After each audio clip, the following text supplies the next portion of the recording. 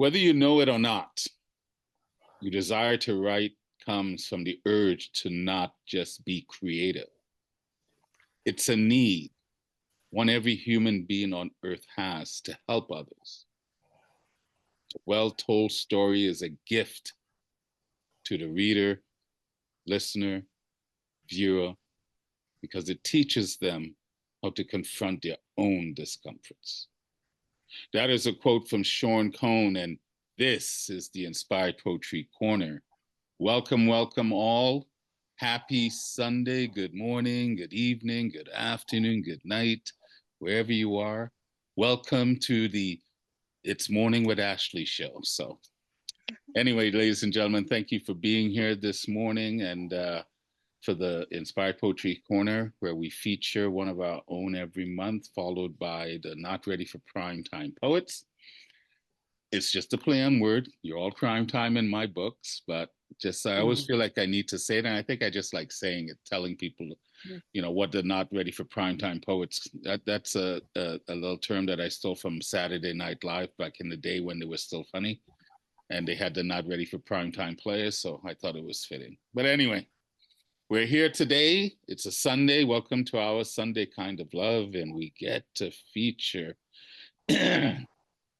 One of the reasons I purposely chose that quote, because I do think our feature is an amazing storyteller, not just a poet and a writer, but someone that I believe has a good grasp of knowing how to tell stories that can inspire, that can shake you, that can stop you and go, what the heck was they thinking?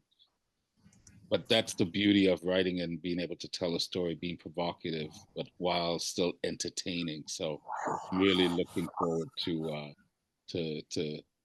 not just your set, but spending some time and getting to know this amazing human being. So I am going to do as I did last show, something different. I'm not just going to read Ashley's bio.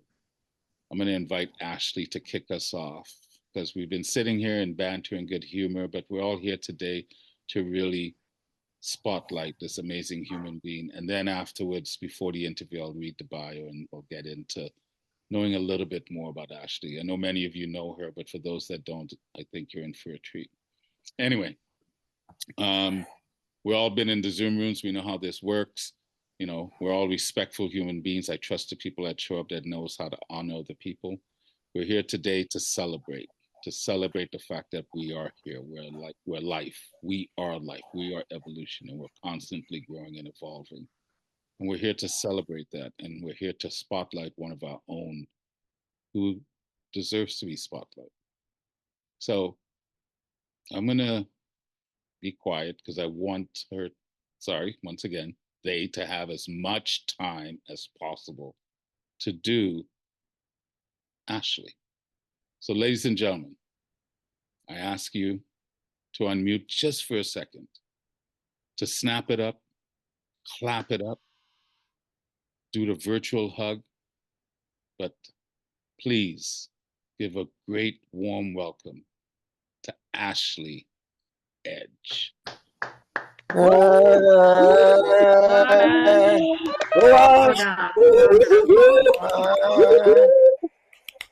Oh, you lot are so cute. Let me just take myself off big screen because I like to see your faces, not mine. So I've got a nice chunky set for you. And I've got a pick and mix set, so it's a bag of all sorts, but I have kept it linear as much as possible for you. And the first poem I want to start with is an homage to my Spanish heart. And we're going to start with Edge to Edge. So I'm just going to go straight into it for you because that's what I like to do. Less waffle, more poetry is my motto when it comes to these. So Edge to Edge. This is for my nana. We drove there in a horse box, our possessions stacked like Tetris pieces, furniture dismantled to kindling, books packed preciously in boxes marked careful, ornaments wrapped carelessly in month-old newspaper. Ingrained scent of hay and manure masked the smell of our English life, a home condensed to a space only a horse should fill. We drove there in a horse box. Manejamos hacia ti. From the edge of England to the edge of Spain, we skim-read France in a panic. Eyes were overwhelmed by white rock homes, not a single red brick in sight. Our bottoms bounced, fingers vibrating as we jittered further south through the snowless, perilous Alpujarras as the gearbox whined, threatened to die. We limped to you in a horse box. Nosotros cojeamos hacia ti. But we sighed, staggered, spluttered over your threshold to a chorus of cicadas, and I smelt you, a morsel of a waft masked by the Pinot Negro, salty sea wind, Carrefour sun lotion. I reached out my hand, touched your frail brown arms, your wrinkled liver-spotted cheeks flushed, pressed heavy against mine, your spasmodic breath on my neck.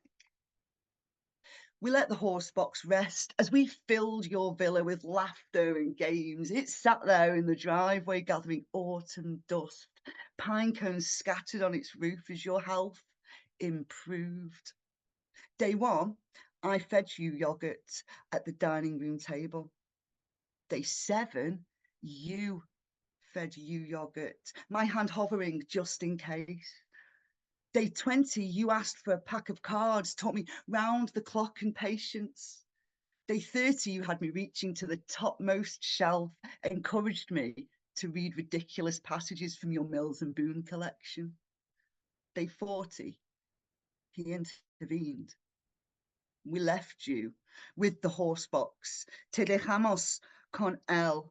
Flew back with empty hands, hollow hearts, to the red brick houses, sandless lanes, beachless midlands.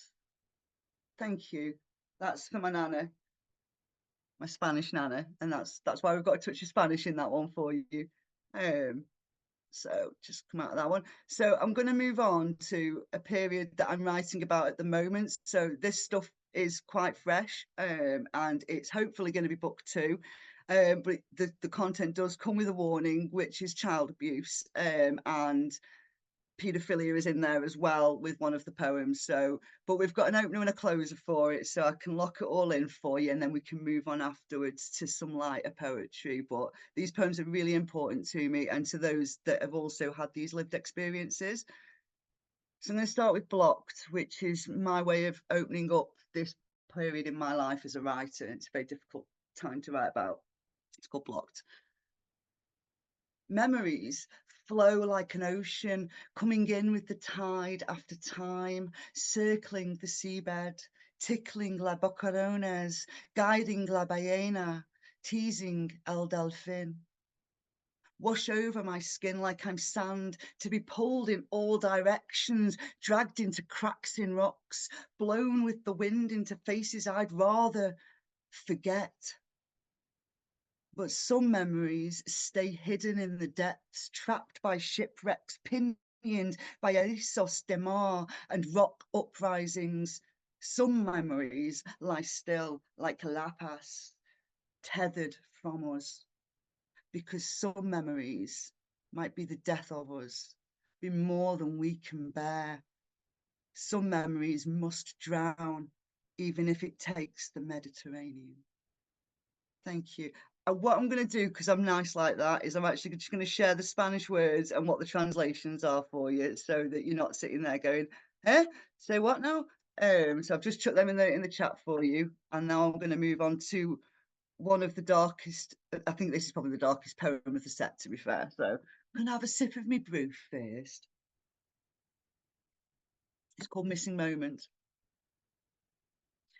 To write is to exorcise my memories, my hurt, but it's impossible to verbalize the thing that I forgot. I buried this so deep that words fail me. When I stand near a mirror, the light must stay on. But when the world queries why, I tell a silly tale of stepsister myths, She whispered in the dark that mirrors held ghosts, and I listened. A tale of stepsister myths, of poltergeists and ghouls coming out through the class because I can't speak the memories out loud. A mirror turns devil if the lights are turned off. I tell a tale that isn't quite true because I'm terrified of looking in that mirror. But if I sing of before, if I sing of after, will the missing piece fill your mind? So I give you a lullaby that sent me to sleep, a cat in my face, all purrs and white fuzz, soft claws, closed eyes, how he sent me to sleep in his feline paws. Do you feel the safety that I felt before it happened? I give you this lullaby, this song of cat dreams, of fur in your face and purrs in your heart as the shield that we use thereafter. I give you this lullaby, even as the mirror brightens from a light in the crack, from a light in the corridor beyond. Through slits in the door vent, see a shadow hover there, unsure, uncertain if it should. I give you this lullaby, even as the mirror flashes from the crack in the now open door. I give you this lullaby and insist we sleep through it, through the pain and confusion and the loss of innocence. I give you this lullaby as we try to look away, see the back of the monster in the mirror as a shadow. I give you this lullaby to rock us through the nightmare. I give you this lullaby to carry us to after, to a time when we turn mirrors round, to a time where we leave the lights on. Thank you. Okay. I can't believe I've included this next one in my set. So this is called Virginity. It's a short one, by the way, this one. Virginity. I'd like to remember flowers, chocolates, months of wooing. I'd like to recall rose petals from the door to the bed, the warm embrace of true love, the caring whispers to check I'm okay, not hurting, not scared, completely ready. Gentle kisses, warm on my neck, tingle on my throat, brief pain that is hugged away. I'd like to watch rom-coms and believe that's how it happens for some. But the bitter taste of cheap car leather, his heavy breath as he contorted me for his comfort, the weight of his body, the weight of his extra years, the sound of a tacky dance tune beating through the seats is far too vivid, too lucid. I will not watch rom-coms, for sanity only continues if I believe I wasn't the only one. Thank you for letting me share that one. It's a really personal one, that one is. So I'm going to close that segment off with a poem called Unblocked, just to get us cleansed out of that. And this is about why I write these poems in a nutshell, in 2 stanzas, why I write such hard-hitting poetry. Unblocked. Unblocked, I find I have unlocked the key to all the trauma, spread it out like a rug, to be placed in front of a crackling fire, catnip-filled toys spread as bait for the beasts that hold me safe in their fur and purrs. Heart on the page, preserved with ink, it takes away the merry-go-round of memories, severs me from the caustic grief, the self-blame, the confusion of broken nurture, mingling with my nature. Thank you for letting me share that little segment. Whew. Okay, so I'm going to move on. I'm going to switch it up, and I do believe if I just double check, I'm going to move on to some stuff about being neurodivergent. I'm autistic ADHD, or DHD as some people like to say. So I've got a couple of poems about that for you. And I'm starting that off with stimulation as a paradox. So we really are coming straight out of the trauma. So I might take a sip of my brew because it is a big change up. Stimulation is a paradox. I'm an extroverted introvert, a walking contradiction. Stimulation irritates, but stillness drives me crazy. I cower in the corner, microphone at my mouth, wonder why you'll pay me mind. This is meant to keep me quiet. Enthusiastic hypertongue makes you think I'm happy, but it's mechanical, tyrannical, controls my every move. I bounce around, limbs never stop, I'll twitch if I keep still. I feel my brain vibrate and spark, it doesn't know how to sleep.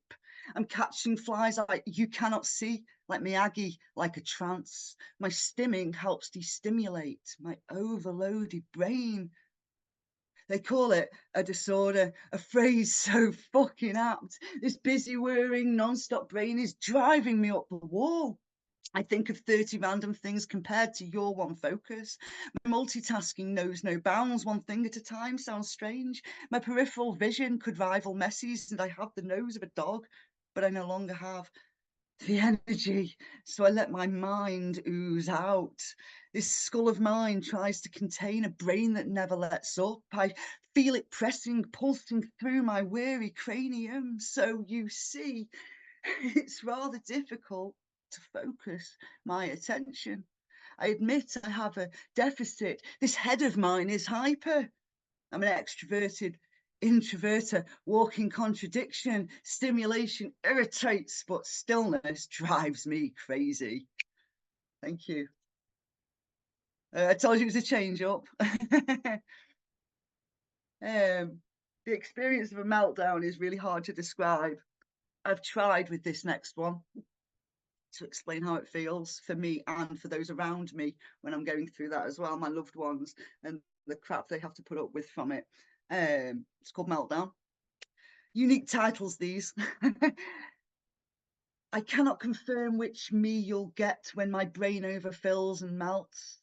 There's 3 of me, at least I'd say, and all are awkward gits. I'll crackle, explode, or turn to stone, but your guess is as good as mine. Sometimes there's warning, my gut will kick me, my brain will whimper, or my hands will stim. It gives me chance, it gives me time to hide, to breathe. It gives you time to brace. Feels like ants are under my skin, crawling over muscles and controlling every flail, whether twitch or punch. My brain feels like it's melting, oozing down my spine into veins and muscles, forgetting how to function. I have just realised I've got the wrong version of this poem open, so we're just going to wing this now because this is not the right one. If I explode like a bomb, it slashes you with razors, a tsunami of insults that cut to your bones.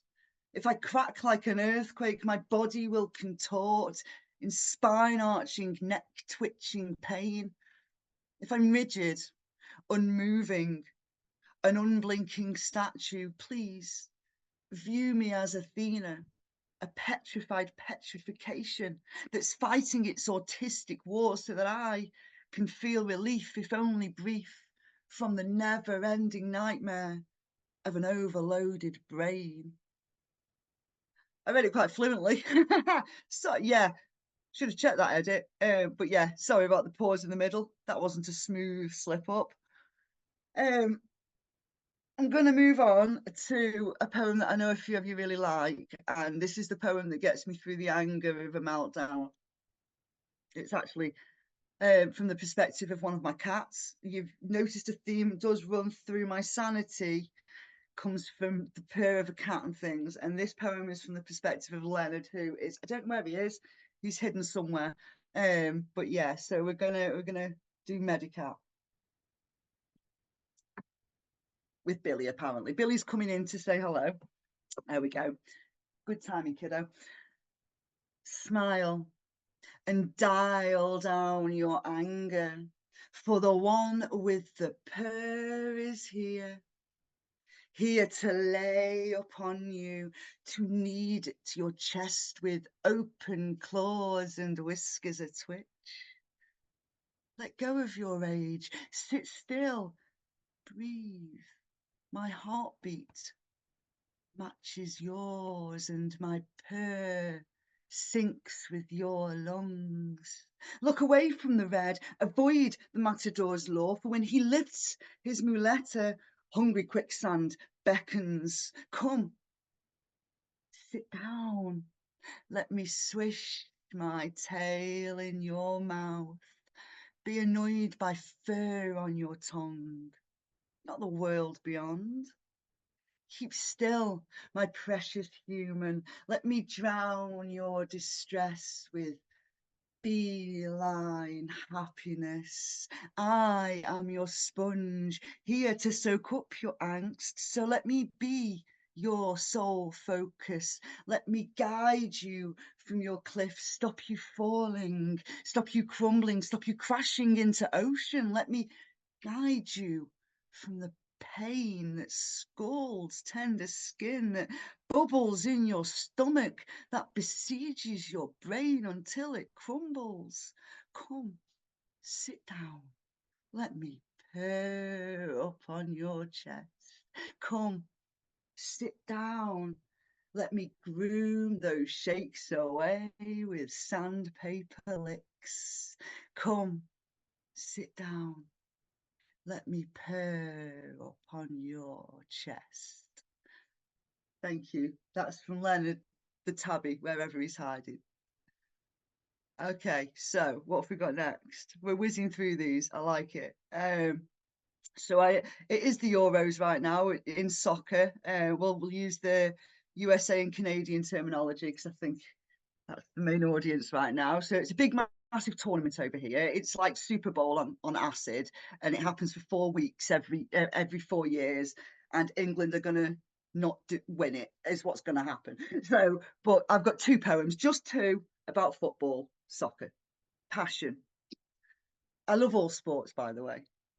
My passion for footy knows no bounds. The pitch is not the limit. My adulation for tribulations draws me back each week.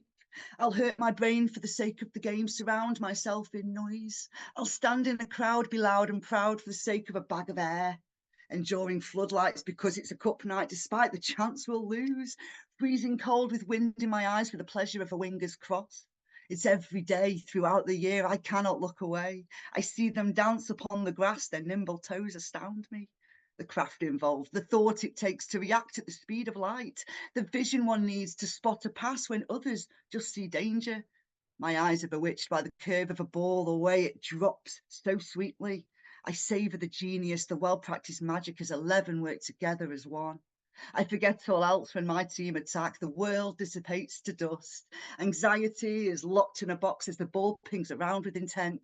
I count the stats that help us win, ignore the signs of weakness, put players on a pedestal where they can do no wrong, berate mistakes with curses, blame the refs or VAR. Never fault my team because they fill my heart with joy. I think most of that can apply to any sport, to be fair.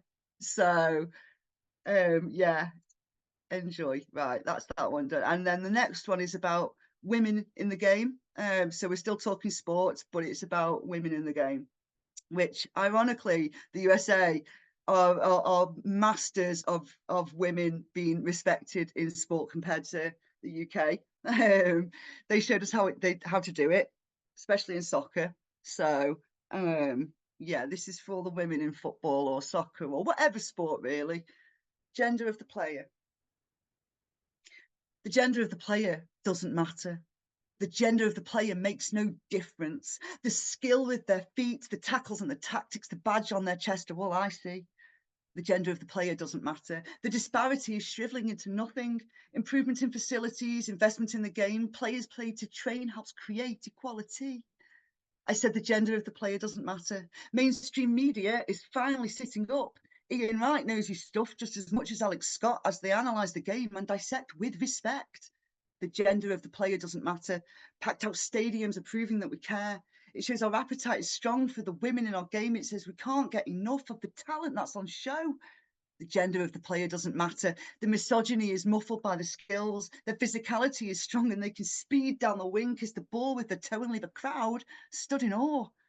The gender of the player doesn't matter. The chauvinists are quaking in the comments, picking Lauren over Reese with a Messi-esque feat. She'll lift a nation with her tricks and enchant us with her goals. The gender of the player doesn't matter anymore. The girls of today are told that they can play, nurtured by professionals. They're filling out academies. You see, football isn't banned for the women in this land. The gender of the player doesn't matter. The evidence is there for all to see. The patriarchy shattered by boys dreaming they were Russo as they idolised true queens of our beautiful game, you see. The gender of the player doesn't matter. Equality has happened and real equity will follow if we carry on this message that the gender of the player doesn't matter. That's enough sport for you. I'm going to move on now. I love doing that one, so I really enjoy doing that one. I'm going to move on. It is Pride Month, and a lot of you should already know. And if you don't know, hi, I'm Ashley. I am non-binary, trans. My pronouns are ze and they. I'm also pansexual, so I'm very much on the queer spectrum, which is cool. I'm proud of that, and I'm proud of my heritage and the history and the fighting that's gone on over the last century, I would say we're coming up to now. I'm going to give a content warning for the first one, just out of pure respect. There is blasphemy in it, so if you are religious, please know that this is said with my tongue firmly in my cheek, and I mean no disrespect. Okay, happy. Oh my God, I'm gay. What is a kid to do? I'll sit and learn of birds and bees, then dream of boys and girls. Holy fuck, I'm queer. The world must surely end. I'll wear boxers while you wear thongs and play with cars, not dolls. Dear Lord, I'm a dyke. The apocalypse is here. My pulse has risen, groin has tightened at the sight of a well-filled bra. Bloody hell, I'm a homo. I cheer for Adam and Steve and root for Madam and Eve as we drape ourselves in rainbows. Bang your Bibles, I'm pansexual. I think your head just popped. Their anatomy doesn't matter. I lead them all to my bed. Christ, I repeat, I am pan. I'm attracted to your heart. I'm aroused by your mind. I'm all about the info dumping. Mother of Mary, I'm not het. I bend my knees to the devil and show the world why it's fun to not listen to the hate. Jesus, hear me. I'm not straight. Hell has risen for you all. Watch me not burn for the sin of loving people for their hearts. Oh my God, it's true. I'm as gay as can be. I'm as happy as it gets about my sexuality. Oh my God, I'm gay. And the world has failed to end. Holy fuck, I'm queer. And the planet still turns. Dear Lord, I'm pan. And nobody got hurt. Bang your Bibles, I am gay. I'm as gay as can be. Oh, thank you. I do hope I haven't offended with the blasphemy. Yeah. Okay, we've got a few more, just like I think 3 or 4 more I think we're on. On a serious note about being queer, you tend to know from an early age, and this is a nice poem. It's a love poem, which I don't do very often, as you've seen from my set, about my first crush. And it's called Daisy Chain. So I'm just going to bring it down to a calmer, more pagey, poety type moment. Daisy Chain. We met at the after-school book club. 2 geeks in a pod. When she spoke, I was rapt, watching her talk with her hands, gesturing enthusiasm for Mallory Towers, seeing her talk with her eyes, how they sparkled for Anastasia Krupnik. Too young to understand why I needed to be near her. I wanted so badly to invite her for tea, share my toys, show her the books I slept with, my paper-scented teddy bears.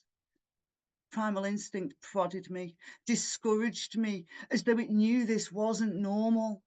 A sandpit of confusion, a tummy of worms and butterflies, ladybirds and dragonflies.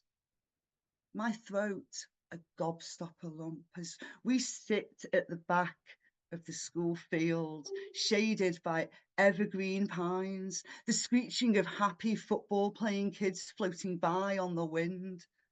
She talked about why George was better than Dick or Julian. I plucked daisies and pierced holes in their stems with nimble 8-year-old fingers, threaded daisy into daisy, quietly wrapped the chain around her wrist. Thank you. Her name was Lorna and she was a little sweetheart. I always want to know what happened to her. I've gone a skip on. I don't know how much time we've got. I think we're okay still. So I'll keep going. Yeah, you can do a couple more. You're good. Keep going. Cool. So I'm going to jump on then. Yeah, we've got 2 more. So gender fluid, and then they said is what we've got left. So I'm going to give you gender fluid first. But I really need a drink, so bear with, sorry. I never used to think about it. I tried as a teenager, but only because someone asked me, do you want to be a boy? No, I don't. I don't want a dick. The idea sounds rather claustrophobic. I felt offended just because I wasn't girly or femme, just because I hated the draft the dress gave, the access it suggested, just because I hated makeup, the sensation of closed pores and gunk in my eyes. I felt ridiculed. Just because I preferred boxers to thongs, trainers to platforms, hoodies to cardies. Just because I paid attention to footy scores, ignored boy bands and pop charts, obsessed over Ronaldo, not Robbie. I felt wounded, made to feel an outcast because I hung out with lads for their personalities, hung out with girls for their scent. Why did that mean I must want to be a boy? Why? I never used to think about it. I tried as a 20-something, but there was no word or no word that worked. I tried on a couple, tomboy, androgynous, but the words fit like baggy jeans. I felt the sneaky breeze creep up my ankles and down my ass crack. I heard the grip of wind whispering, these are not your clothes. These are not your words. They call me an attention seeker, say I do it to stand out. They tell me to just conform. Life will be easier. Have more acceptance and less abuse. I refuse. I cannot wear another skin. The itch is unbearable and it sends me insane. I cannot be another sheep. I do not bleat. I prefer to roar. So here I stand, neither boy nor girl, as I tell you that gender is constructed from the human urge to label and file, to hang a tag from your ear like a cow. Here I stand, neither man nor woman, as I tell you that society was wrong when it fell for man's tricks. Here I stand, a circle, not a square. Here I stand, neither one nor the other. Thank you. That's my I'm non-binary, I'm gender fluid poem. And I'm going to finish with just one about pronouns that I love to do because it's nice and fast and it's only a quick one. So we're going to finish with a fun, quick poem and just, yeah, thank you for being allies and listening and supporting me. They said, he said, she said, but she said nothing because she is they, despite what he says. She said, he said, but he is no more. They are Z and your disrespect appalls. They said, Z said, because they listened and respected. They said, he said, when he confirmed he was a he. They said, we said, to listen and learn, to evolve these words that tumble from our tongues. They said, we said, pronouns make a difference. It stings and burns when you dare to call me she. See, when I say I'm neither, that's entirely my choice, my prerogative, my life, my sense, myself. When I say I'm Z, it hurts my heart to be rejected. When I say I'm they, it boils my piss to be dismissed. So if he said, she said, when she is they, the ignorance needs shaking from the turf with the mouth. If she said, he said, when he is no more, we will respond as a pack and fight louder for our rights. Thank you. Happy Pride. Oh, I hope you enjoyed the show, everybody. Oh, take a big breath. Woo! Good. Very good. Which is why I made a flask Brilliant. of tea. Very good. Very good. Fantastic, Ashley, for us. Mm, Well done. Well done, Ash. Well done. Thank you. very good. That was a powerful, powerful set. My first question for you, because I want everyone to kind of bask in what they just experienced. Is Ed your last name? Is that a writing name? It is your last name. Yeah, it's my nana's maiden name. I changed my name when I was 20. I disowned my father and changed my surname. And I found out Edge was my nana's maiden name. And I said my name and I went, oh my God. Oh, that's it. Oh, that's me. And there we have it. So yeah, since about 20 years when I Because changed it. But I it's the thought family name. I thought what a cool last name for a poet. I know I struck gold, didn't I? Yeah, you did. That's why she got the first poem out of me tonight. Yeah. Or this afternoon, morning. That was just such a powerful set. You know, the thing I like about you, Ashley, is I don't know if you and I agree on a lot of things politically and in craziness. But the thing I admire most about you, and it's from one of your lines in your poem, I am queer and the world still keeps spinning, or something like that. Yeah. I remember the first time I met you, and I think I said she, and you didn't want to slap me on the wrist. You found a very nice way to try to educate me. And I'm always about respecting people that are about respect. I don't have to agree with you. And that's what I really like about you. You're a true teacher. You're always looking for ways to try to educate people, even if you don't agree with them. And I really appreciate that. And to me, that comes through so clearly in what you offer. Because I don't even think, I think poetry sometimes might be even too limiting in what you do. That's why I like the storyteller. When did you realize this is what you, I wouldn't say meant to do, because I think you're meant to do many things, but that you wanted to do, using poetry, using language to communicate, to educate, to entertain, because you're also entertaining. Your stuff is really hard hitting, but yet entertaining. So I started writing at 6, and I think I took it seriously when I was 16, and there was a chance to submit to Diva magazine, which you won't know in Canada, but in the I don't think, but in the UK it was a lesbian magazine in the 90s, and during a time where homosexuality was really, really frowned upon, thanks to Maggie Thatcher. It was on the top shelf with the porno mags. My mum had to go in and say, my child is allowed this magazine, I give permission. What the heck, kind of thing. There was nothing naughty in there. It was just like music reviews, stuff about KD Lang and things like that. But they put out a call out for under 18s and their coming out stories. And I'd got a couple of poems and I sent them to them and they snapped them up. And I went, oh, that's the first time I've shared something. And I decided that I no longer wanted to do law, which is what I was planning on doing. I was going to be a lawyer. And I went, nope, I'm all about that right there, that feeling. I need that. I need more of that. And I need to get better at this to be able to do it more. So I changed my subject that I was studying and changed what I went to university to do and everything, because it just, So I was 16 when I decided, I think, just in that moment, when I got accepted. So feeling like no other. Would you say your coming out was a success in regards to feeling accepted and embraced, or were there a lot of struggles with it? There were a lot of struggles. I didn't bring any of them out tonight, but they are in the book. It was during Section 28, which meant that teachers, people in education could not speak to children about homosexuality without risking losing their job. So it was, a teacher couldn't even check that I was okay. I came out early. I came out at 13 and I came out loud.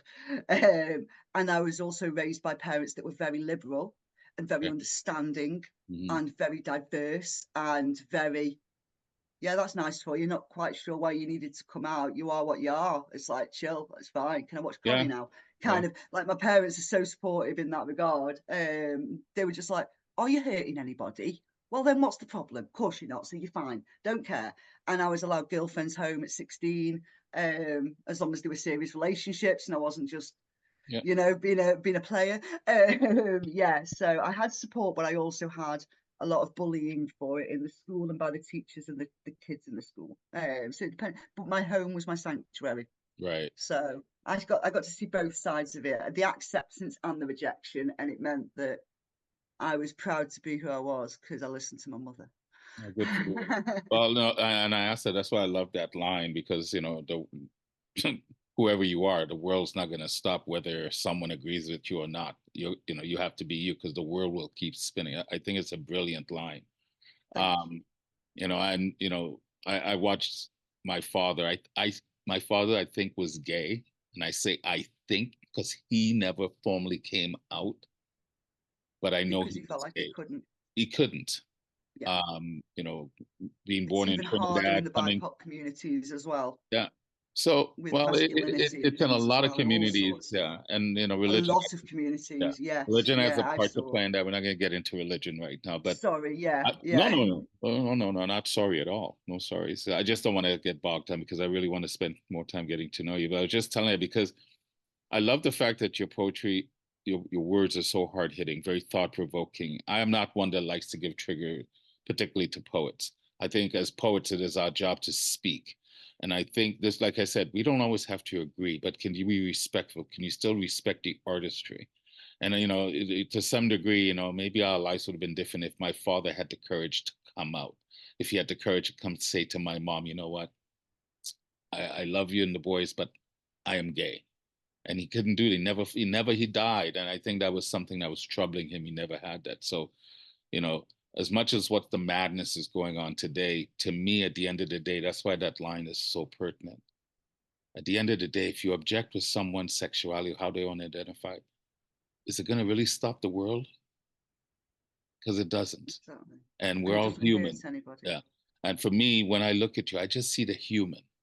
I see the human that's got a big heart that wants to love and be loved and to share. That's why I say, you know, you're also a teacher. So what was outside of coming out, what was childhood like for you? Because you're English, but Yep. you're also a Spanish Yep. from blood, and you spend time. So what was it like having those two diverse cultures and growing up in those? I think it made me more accepting of others. It made me more, it gave me more empathy. It gave me more culture. It meant there was spice in my meals. And a lot of fish, which is no bad thing at all. You know, the English get a really bad rap for not having spice. I We don't do, think that. don't we? You Yeah, do. but sometimes it's justified. And I love a plain pork chop, so I do actually like my plain foods, to be Okay. fair. I've got an autistic tongue. But yeah, yeah, it made me more, I think that's the important thing, is it showed me different cultures. I lived in both countries. So we have the red brick houses in the UK. You have the whitewashed houses in Spain. The way they're constructed is different. So the shell of a house is different. The grass is different. Everything is different. The language. I loved it. I'm very, very proud of my Spanish heritage, which is why I try to lean into it. I wish I spoke fluently. I don't, because I haven't been there for a long time, unfortunately. But not that doesn't mean my love fades from a place that is my heritage. Yeah, Good. I think that says it. So it is Pride Month. What does that really mean to you? I lived through difficulties. I lived through Section 28, and I watch other countries still fighting bigger fights than we're fighting, where it's illegal, where you can be hanged for being gay, where it's illegal to walk down a street if you're gay. Like, and we're talking European countries that are enlightened that are being this way, and it saddens me. And so it's very important that we keep going, and especially being trans, we've got a lot of vitriol in the West about trans. We're a target at the moment for politics.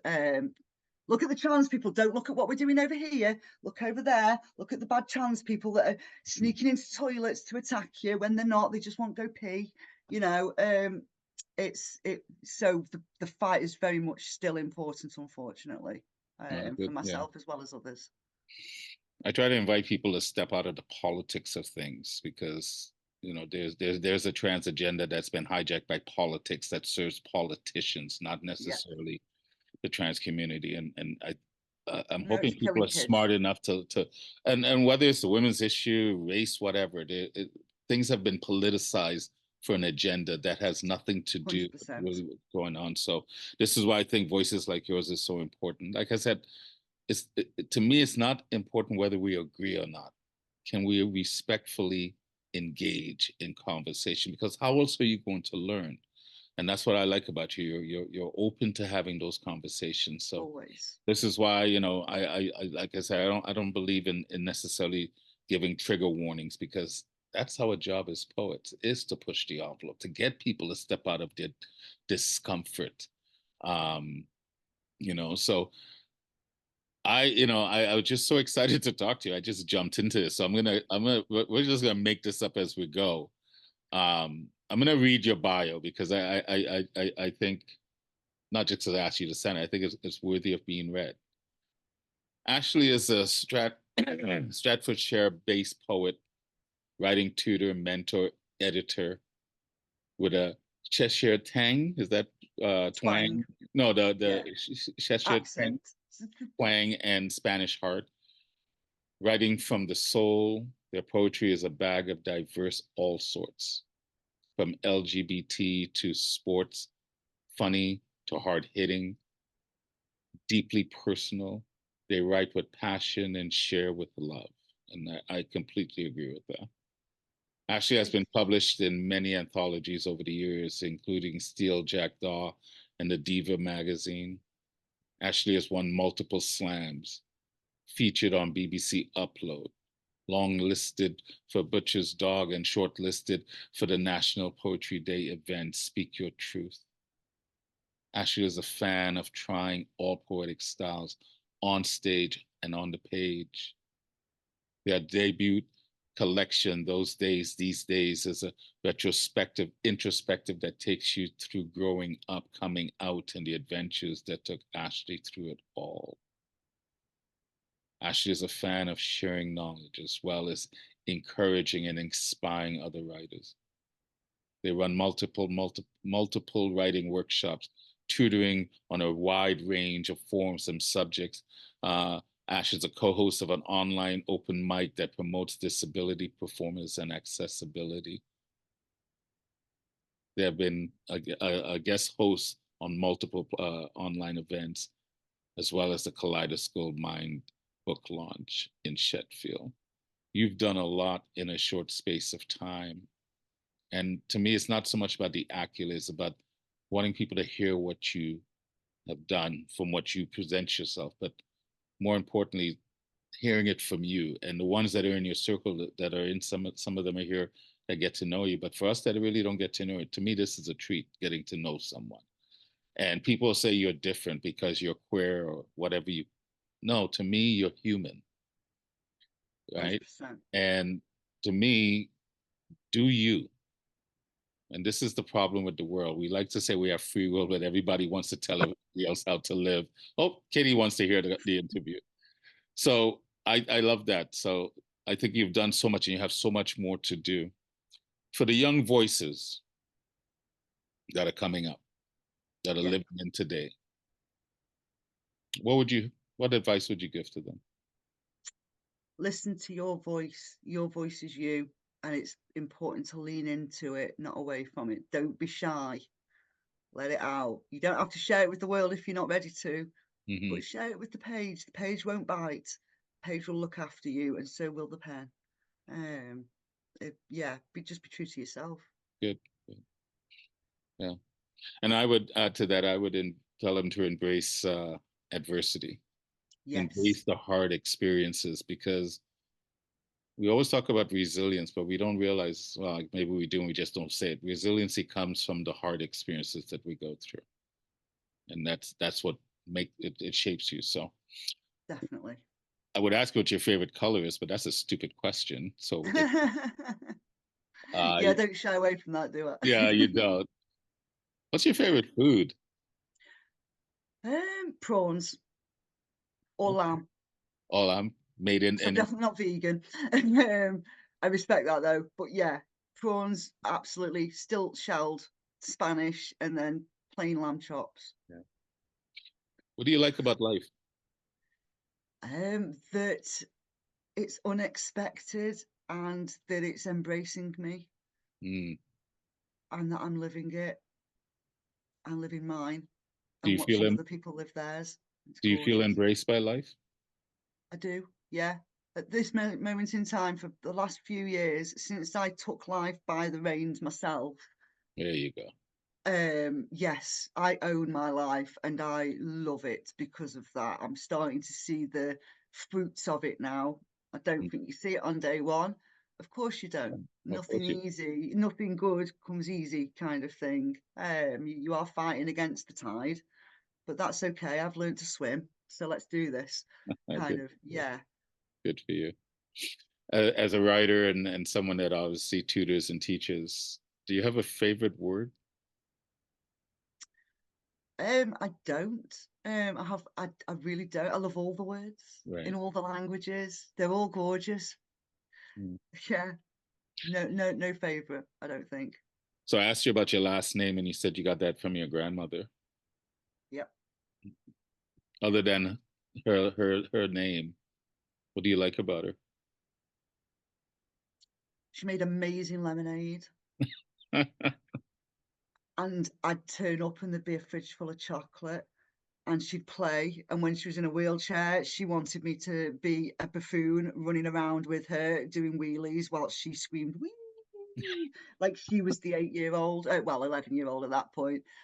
She was fun and Mm, she adored me. And I was a mini her. I was more her than my mum, to be mm, fair. mm. And talking of parents and grandparents not coming out, she smelt a bit queer herself, but adored my granddad. So yeah, I think if it was a different generation, she might Right, live the life I'm living, right. which would have been nice for her. I think she'd be really proud of me as well. I think so too. Yeah. As a fellow poet and someone that loves sports, grew up playing sports. I mean, I have a different relationship with sports today, but I played all sorts of sports and I coached as well.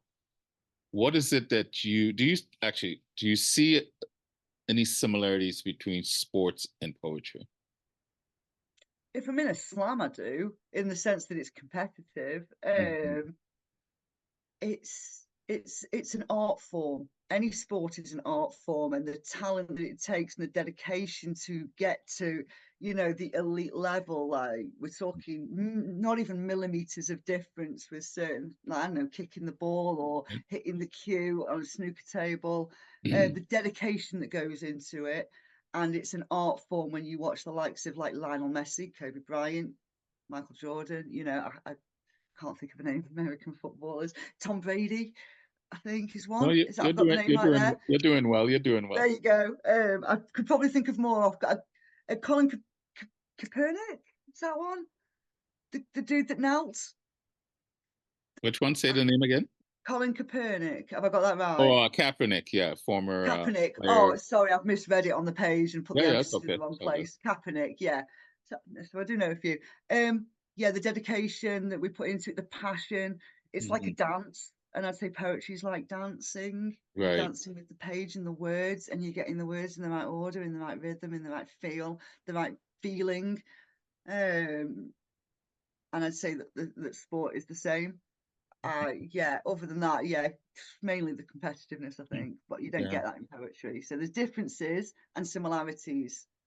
So yeah, yeah, I good. suppose. I sense as well poetry has definitely played a very positive role in you overcoming trauma, early childhood stuff. So again, a child that maybe have experienced those same things, what would you tell a child that has gone through those types of trauma if they ask for your advice? Speak up. Speak up. Yeah, And if good. they don't listen, speak up louder. Shout it. Mhm. Shout it, shout it, shout it. If you told you're a liar, you're not a liar. Keep standing your ground. Right. Is what I would say. So don't Because just yeah, write, speak up. speak up if you're able to. And if you're not able to speak up, that's okay. We've got you. Okay. We don't all have the ability to speak up. I didn't. But you see how loud I am now. Yeah. Yeah, I didn't either. I remember my mother found out that I was sexually abused as a child. It gutted her. It gutted Yeah. her. Yeah, Same with my mum. Yeah. she I did keep telling my gut stepdad more, funnily it. enough. But I think that's because he's a man, and Yeah, it broke him that yeah, he didn't know that was going on with yeah, my real dad. So yeah, yeah, that's what I say. Speak up and get. And if they don't believe you, keep shouting it. And if you're not able to do that, that's okay. That is absolutely okay. We've got you for when you're ready to speak. Yeah, got you. We got you. We that's, got your back. Well, I yeah. got to wrap this up because I could talk to you forever. And I think actually you and I should jump on one day and have a nice video chat because I think you're More than happy to do a that, bud. fascinating person and love to know more about your experiences and some of the things. And I think you and I will find that we have lots in common actually. I think we will as well. Yeah. I'm learning about you here as well. Yeah. More than happy to have that chat with you, mate. We'll jump on Yeah. Zoom together, just me and you. I would We'll love have a that. proper Would love that. deep witter. I'll you know, what inspires you today? The rest of the community, the poetry community, the writing community, the spoken word community, those that are sat behind a keyboard, not on a stage. That's what I'm here for. That's what inspires me. I come up with prompts, people are inspired, and then I'm inspired from what they've written. It's like this gorgeous loving. It's poetry orgy in a not sexual orgy, obviously. It's just all, yeah, that's what inspires me. You lot. I got it. Last question. If God is real, God does exist, and you make your way to the pearly gates, what would you want God to say to you? Thank you for speaking. Thank you for being true to yourself and demonstrating how to be true to yourself so that others could follow and be true to themselves. That's what I'd want recognizing, I think. Isn't that what it is? Be a lit candle so you can light another candle? Yeah. There you go. You are brilliant. You're a force of nature, definitely. I've literally got goddess bumps running all over me right now. I really enjoyed this. I really will we'll set that up. For those that don't know Ashley, I invite you, please reach out and get to know Ashley in a different way. I can drop some links in the chat as well. well. I was going to say I didn't read that part, but I do want you to put. Oh, sorry, am I jumping ahead for you? That's the ADHD. That is. No, that's okay. That's you're also a host, so you know how this goes. So, you don't have to apologize to me. But no, drop your link in how you can be reached. And for those that don't know Ashley, please, I invite you to reach out and get to know Ashley more than just the poetry and the hosting and stuff. Just because to me, like I said, at the end of the day, I don't care what your political, your religious beliefs, all that. At the end of the day, get to know the human. 100%. Right? And I find when you get to know the human, you want to be respectful. You want to honor what that person wants because they're doing the same with you. And if we just did that one-on-one, it will keep spreading. And hopefully we can get past all this ideology and remember at the end of the day, we're human. Because like one of the poems that I wrote, all I see is humans denying other humans. Yeah, that's exactly it. So yeah, we just want to live our own lives, don't we? All of us. Everybody's just trying to do the best they can, and we need to remember that. But you're a walking example, my friend, and you are my friend. I truly have really enjoyed our interactions, limited as they are whenever I see you. I think you're hilarious. Zoom, mate. I think you're hilarious. You're funny as heck. I think you should definitely do Morning with Ashley show. But I'm serious. Why not? Why not? Anyway, for the American audience, so that I don't have to get up in the UK morning. Because then, if it was like US, Canada, that'd work for me. Like 3 p.m. is like your 2 p.m. 10 a.m. That's perfect. There you go. There you go. Just when I get up.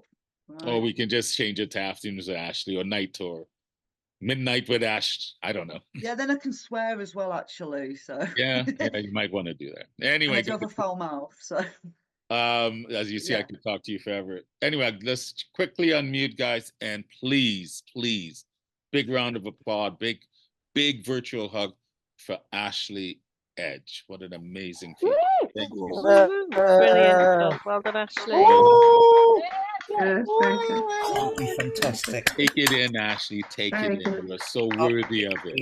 So Fantastic. worthy of it. Even somebody on the. You're so worthy of it.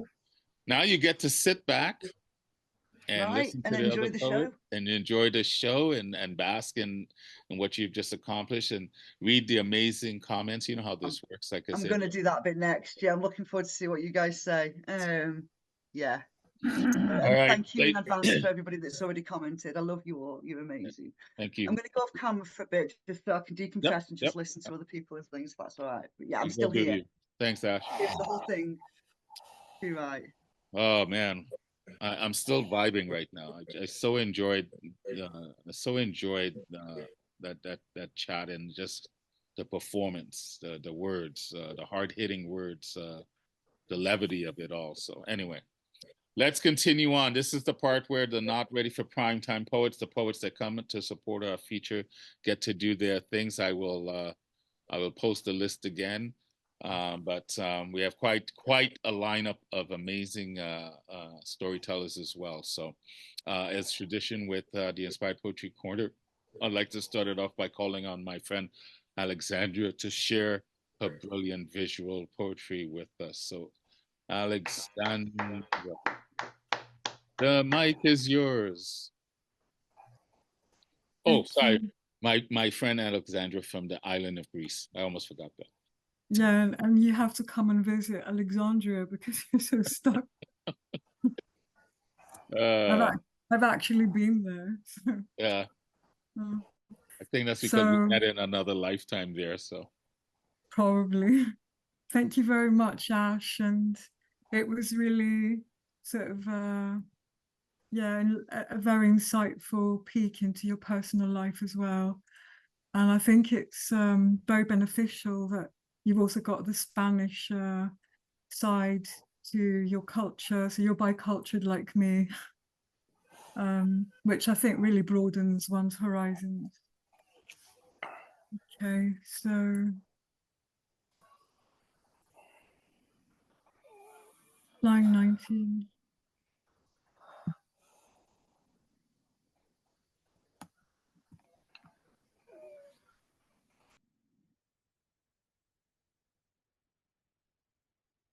It might be too untimely yet to dismantle the veils. Even so, I can see an all-pervading phlogiston in these little modest flowers, acclimatizing the seeds in our gardens to Olympian soils and seasons. Even so, in this dense temporal spin, outer circles burning to interiorize homoousium.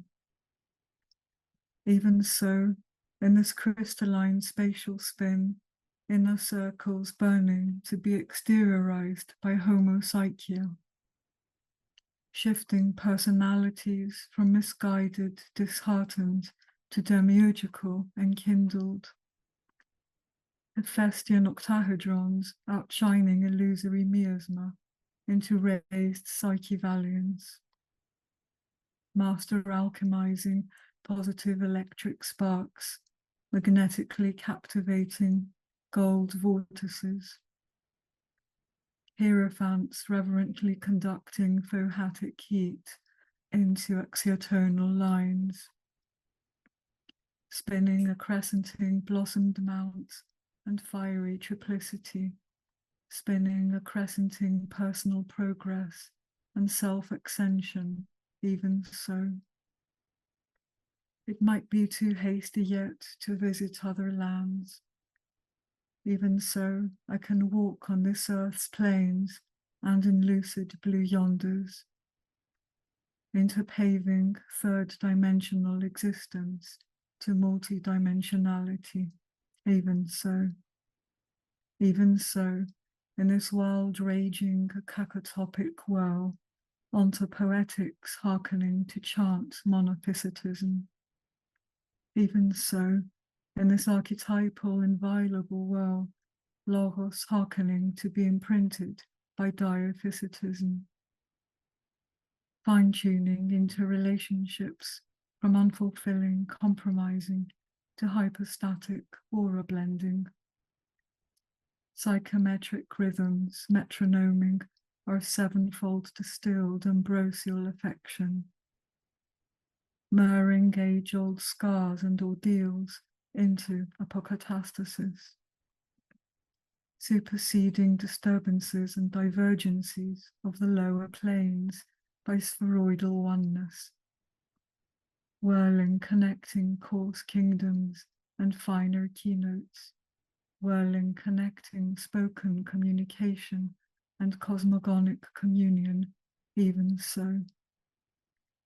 It might be too eager yet to decrypt enigmatic teachings. Even so, I can distinguish a ubiquitous methexis wafting ageless wisdom, amalgamating windward archaic elevations of neoteric knowledge. Even so, in this heterogeneous amphibolic gyration, pathos venturing to behold Platonic forms. Even so, in this homogeneous, diaphanous gyration, panpsychism venturing to be encompassed within commonplace perceptibility, reconciling societies from austere dissenting to cultivated pluralistic, sky streaming Aeolian-born prognostications into amphictyonic cults, polyeulogized rhapsodies refluxing between matter and turquoise ether, wisely guided elementals speeding the arrow through the alpha to the omega, gyrating, incarnating aerial syntheses and group awareness, gyrating, incarnating historical solidarity and earth service. Even so, it might be too exceptional yet to epitomize Gnostic truths. Even so, I can swim in pan-Hellenic waves, ebbing into the cyan and white, melding the foam's mystical highlights into the omphalor's deep shiver. Even so, in this despotic, sophistic spiral, cultures musing to cultivate metaphysical idealism. Even so, in this heliacal coronal spiral, Pansophy musing to be validated by epistemological idealism, advancing governments from dysfunctional, distrusted to serviceable, trustworthy, allying fluid intuitiveness with directed precision, dialectically reaching impersonal judgments and ethics, equilibrating tides reaching apotheotic crests where all opposites blend and profit, spiraling, celebrating primeval waters and eos, spiraling, celebrating apocryphal ideations and helionations. Even so, it might be too thaumaturgical as of yet to respond to the supreme rays matrix. Even so, we can fly away from scotophobotactic gorges towards true phototactic acmes, accelerating the inevitable victory of the grand recreation. Even so. Thank you. Oh man, the complexity is deeply profound, and the marriage of words that you're using to get across, and it to me, like, the Hellenic studying research you're doing is having such a positive influence on your work. I'm just loving the depths of this. And for someone that spends a lot of time with the Stoics, I just eat it up. Love it, and I love the graphics. Like, this is well done.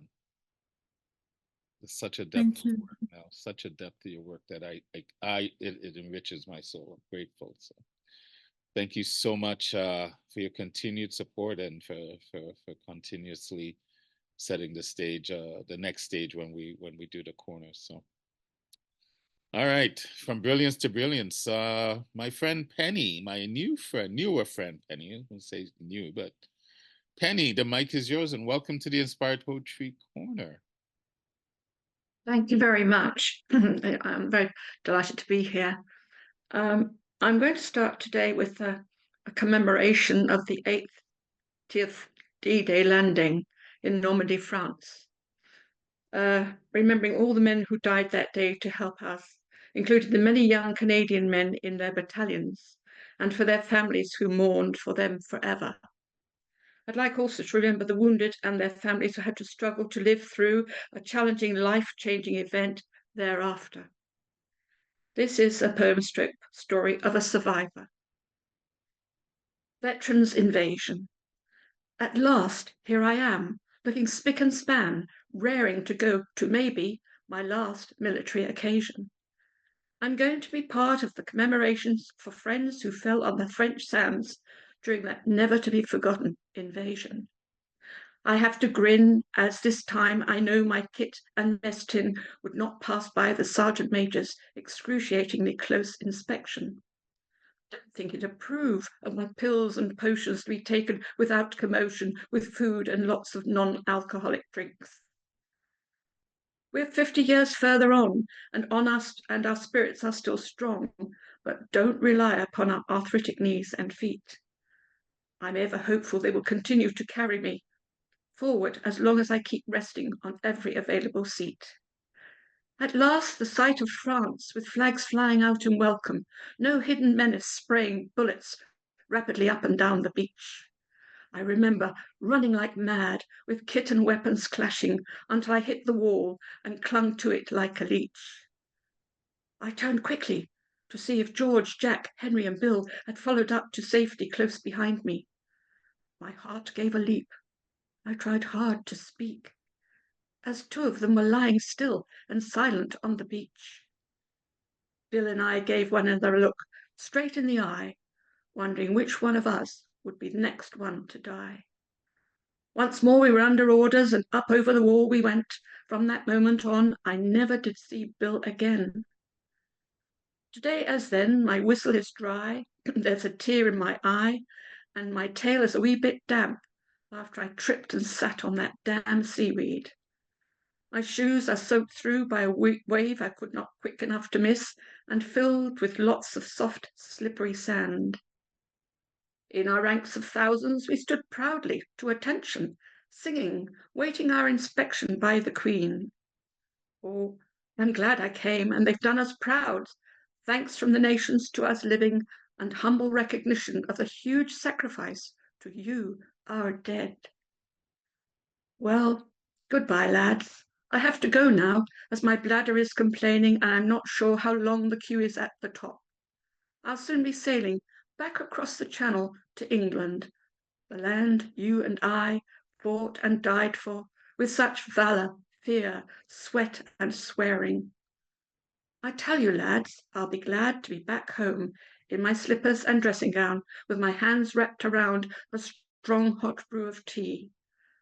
I will reminisce about all the people I have missed, including Bill, who I thought all these years was dead, until he called out clearly from the beach to me and said, "It is a miracle I am seeing. You're alive and well.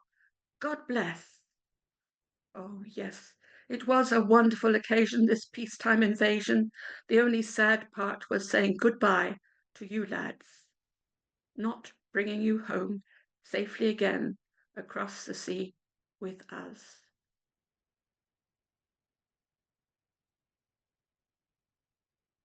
Wow. The second one I'd like to read is Dappled Walk. In the dappled shade, a cricket sings to entice a lady to come wandering.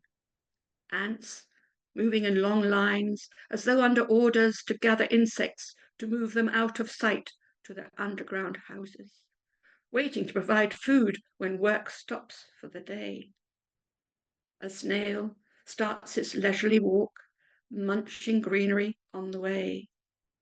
Spiders paragliding in a frantic effort to repair their webs, ready to capture unwary insects during the new day. As humans, some of us see what is going on. Others gaze towards the sky, admiring birds and tree branches high, which produce music all day long.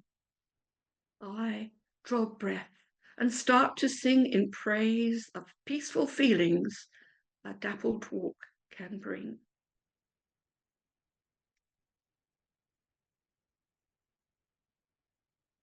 The last one I wanted to read, small one, is Wicked. I'm feeling rather wicked. What I can do? Tired of being so goody-goody, aren't you? I leave the dishes in the sink for someone else to clean, leave the drawers and cupboards open just an untidy little bit. I leave the lids off the jam jars and knives with peanut butter sticking to the tops, awaiting a slice of bread to mop up the lot. Oops, someone has just come home, the key is in the lock. I'd better put it all away in case I give them a shock that they're used to me being a goody two-shoes, not hiding such wicked, wicked thoughts. So that's what I've given you today. I wasn't afraid of running over the time, so okay. kept them short. I hope that's all right. That's okay. No one's going to run out here and grab you by a hook. So brilliant words, and thank you for being here. Like I said, Penny is a newer friend, and we've been getting to know each other, and I really enjoy her storytelling and her writing. Her words, her stories are just brilliant. So, and thank you for that reminder. You know, whether we agree with things and our governments and so forth, I think it's always important to still honor those that did sacrifice their lives. I don't know if any of you have ever seen footage from the D-Day landing on June 6th. It was horrific. So regardless of your political beliefs, I think it's important. Many, many, many lost their lives so we could be here today. So I don't agree with war. I wish we didn't need a military, but I also know the world we live in. And if anyone's willing to put a uniform on and defend what they believe is their way of life and then lose their life, I think they should be remembered and honored. So thank you for that. Well, it was well crafted. I just had to do it because it was relevant today for this week. We've been having lots of celebrations over here and commemorations and sadness and tears, all part of it. So I had to read it too. Yeah, I appreciate it. And thank you for being here. Thank you for blessing us with that. All right, from brilliance to brilliance. Next, Genevieve, the one that quoted, after the Inspired Poetry Corner, that's when your Sunday starts. So, and grand irony, I'm going to do the Muse Will Not Lift because both you're fond of it and so is Ashley. So it would only stand to reason to utilise it.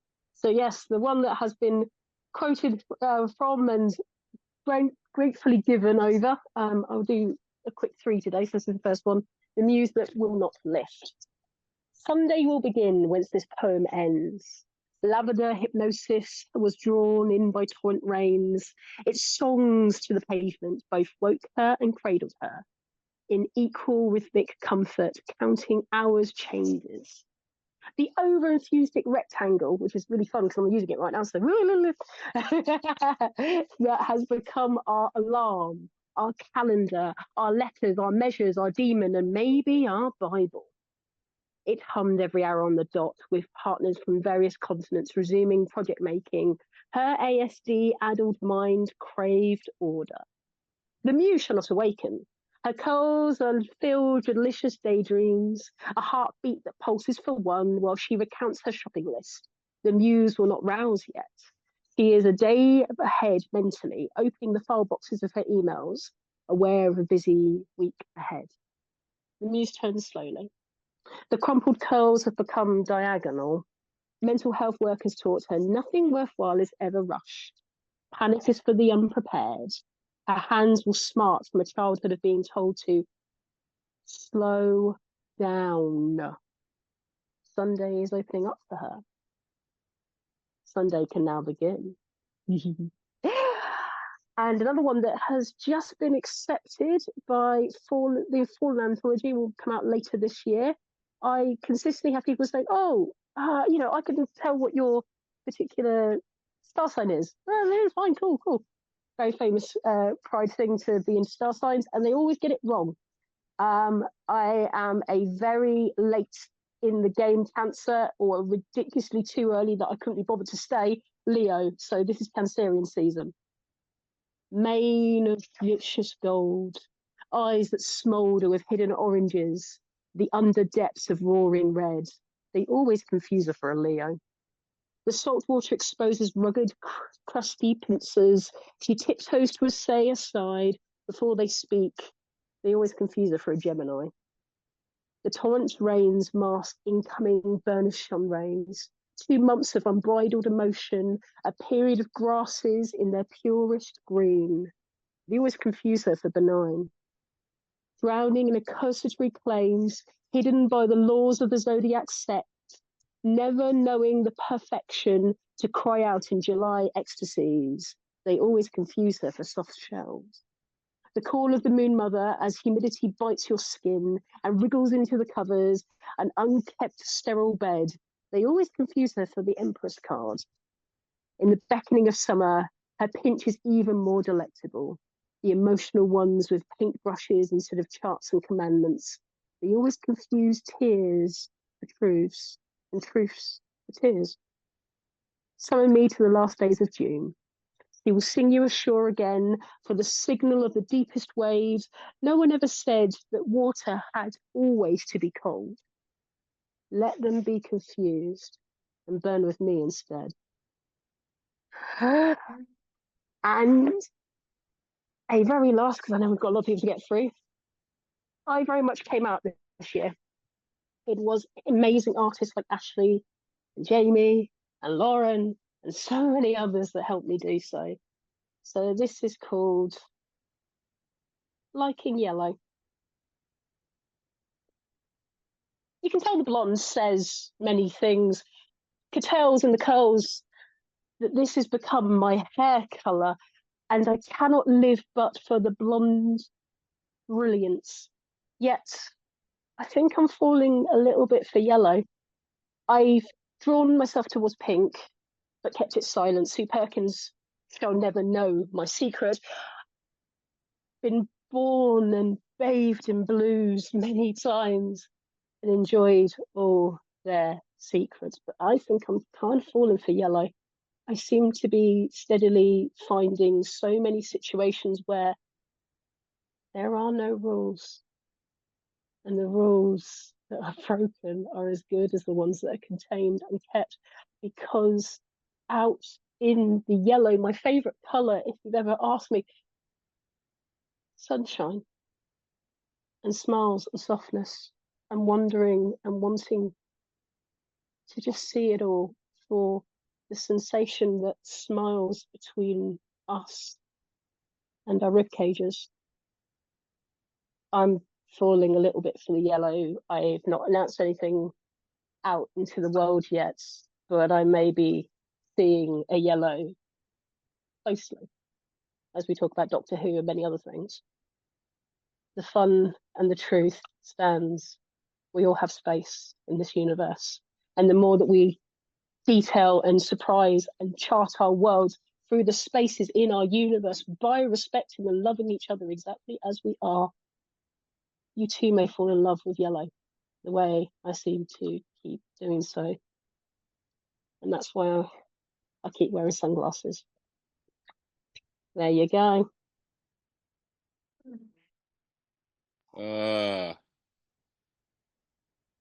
You were amazing when you were featured at the beginning of the year, and you just keep getting better and better. I love the line, let them be confused and burn with me, and brilliant.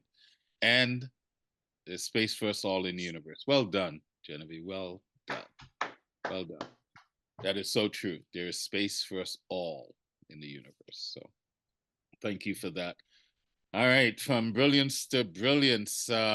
Excuse me. Jamie, the mic is yours. Richard, you're on deck. And Jamie, welcome to the Inspired Poetry Corner. This is your first time here. I know you're here to support Ashley. So welcome, welcome, welcome. Thank you for being here today. The mic is yours. Thank you so much. Right. I know you're saying that you don't do trigger warnings, and this isn't so much a trigger warning, just a content warning that I do mention genitalia and childbirth in this. So yeah, just a heads up there. And this, I'm going to start with like a before and after. So this is before. Just being me. I now know I'm not a woman, but does that make me a man? Did my binary upbringing make picking a team, pink or blue, the obvious thing to do? My beard suggests I don't have breasts, but here they are, hanging from my chest, like overripe plum tomatoes, too smooshy even to make good sauce. I don't hate them. Does that surprise you? I don't feel discomfort at their existence, though their removal will bring me more comfort and a sense of right that I have waited for most of my life. I feel bad for them, that I don't cherish them the way they deserve, but I sure as hell respect them for stepping up to the plate and feeding my bairns when they had every right to down tools and seize the means of milk production until the management appreciated their worth and aesthetic value. I have ovaries, even though they're no more use to me. Their voice has been subdued through the continued use of testosterone gel. They fell silent, and although I never hated them, I must admit the quiet is a relief after years of feeling split between me and them. The continuous chattering of my perceived rational thought, and that primeval hormonal howl. But I am blessed to have had them, and their existence made me a mom, and there are no words yet formed that I know of that can convey all that is birth and having life inside me, and the feeling of being at one with myself and my body that motherhood brought me. I have a vagina. It has ideas about what it wants and what it needs that are contradictory to what my head seeks. When it speaks, its lips are full of lies and longings I do not share. The physical pole does not sit well with me myself. I can only go there in love. And my following of its demands led me to the beds of men I never wanted to see again, stroking their egos to use them as walking dildos and behaving like an idiot in the hope of pleasing it. But satisfying the physical upset the emotional, bewildered the psychological, and left me confused. I also have a clitoris, though bless, it is doing its damnedest best to turn into a penis to please me. When I was about 12, I thought it would transform itself, and everyone would say, "Oh, I see," and start calling me Jamie. Whether I transition physically into a more comfortable version of me is irrelevant to who I am in my heart and soul. No amount of surgery can change the inner shape of me, and I am who I am because of and despite my mismatched genitalia and short height. Hate me if you must, but not because of my bust or just because I have a clitoris. Hate me for my shitty personality, my weird humour and the bones of me, my political views are the words I choose, and like me for me. Not as a man and the cliches therein, or some future me post-surgery, but here and now, in all that I am. I spent so much time worrying about not being a woman and fretting over being a man and how I would compare that it never even occurred to me that I could just be. Just me, Jamie, and be accepted as such. That being me was quite enough, and that compared to myself, I actually come out pretty well.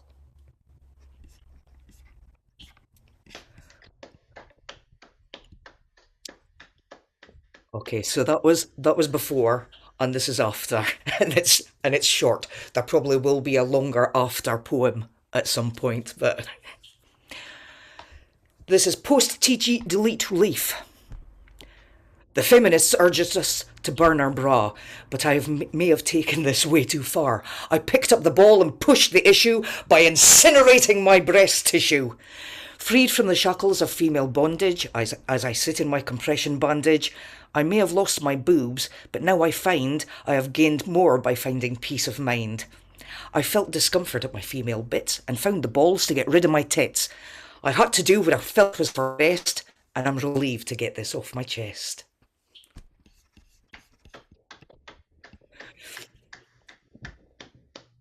Right, as it's Pride Month, here's one called Queer Pride. LGBTQIA+ is a mouthful that creates fuss. An acronym is not able to please each and every label. An alphabet of letters used still leaves folk out and feels confused. This acronym does not include the gender fluid demi-dude. But queer is an umbrella term that some folk fear may do us harm. Yet here I stand, non-binary, trans-mask dressed in my finery, pansexual to my very core. This acronym needs to do more. And so I advocate the use of terms once uttered in abuse, reclaiming words that caused us fear. We're loud, we're proud, we're here, we're queer.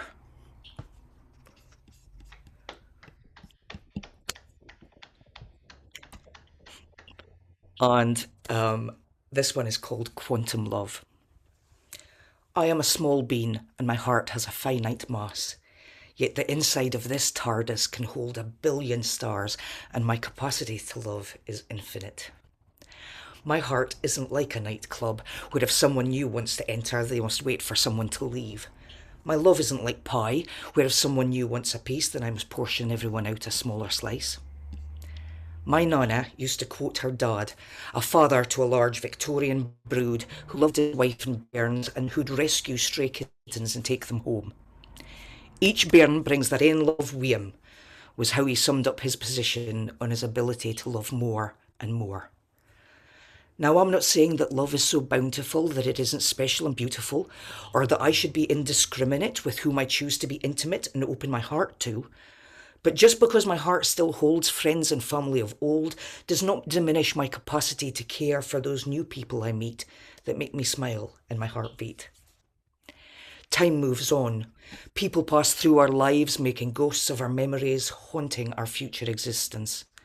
And though I may have to measure the minutes and hours and my body's small mass must obey the laws of physics, I do know this, that Newton's third does not apply to love, for love is a quantum force, and my heart is a TARDIS.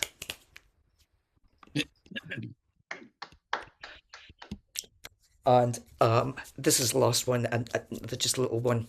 And as it's Sunday, and given where we are all at the moment, this is rewriting of the Lord's Prayer as the world's prayer.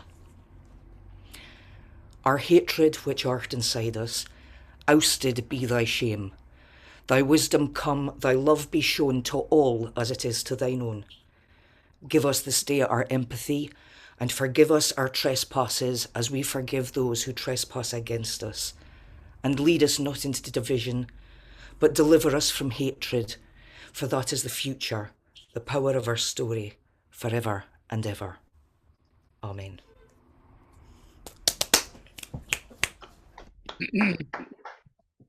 Thank you so much, Jamie.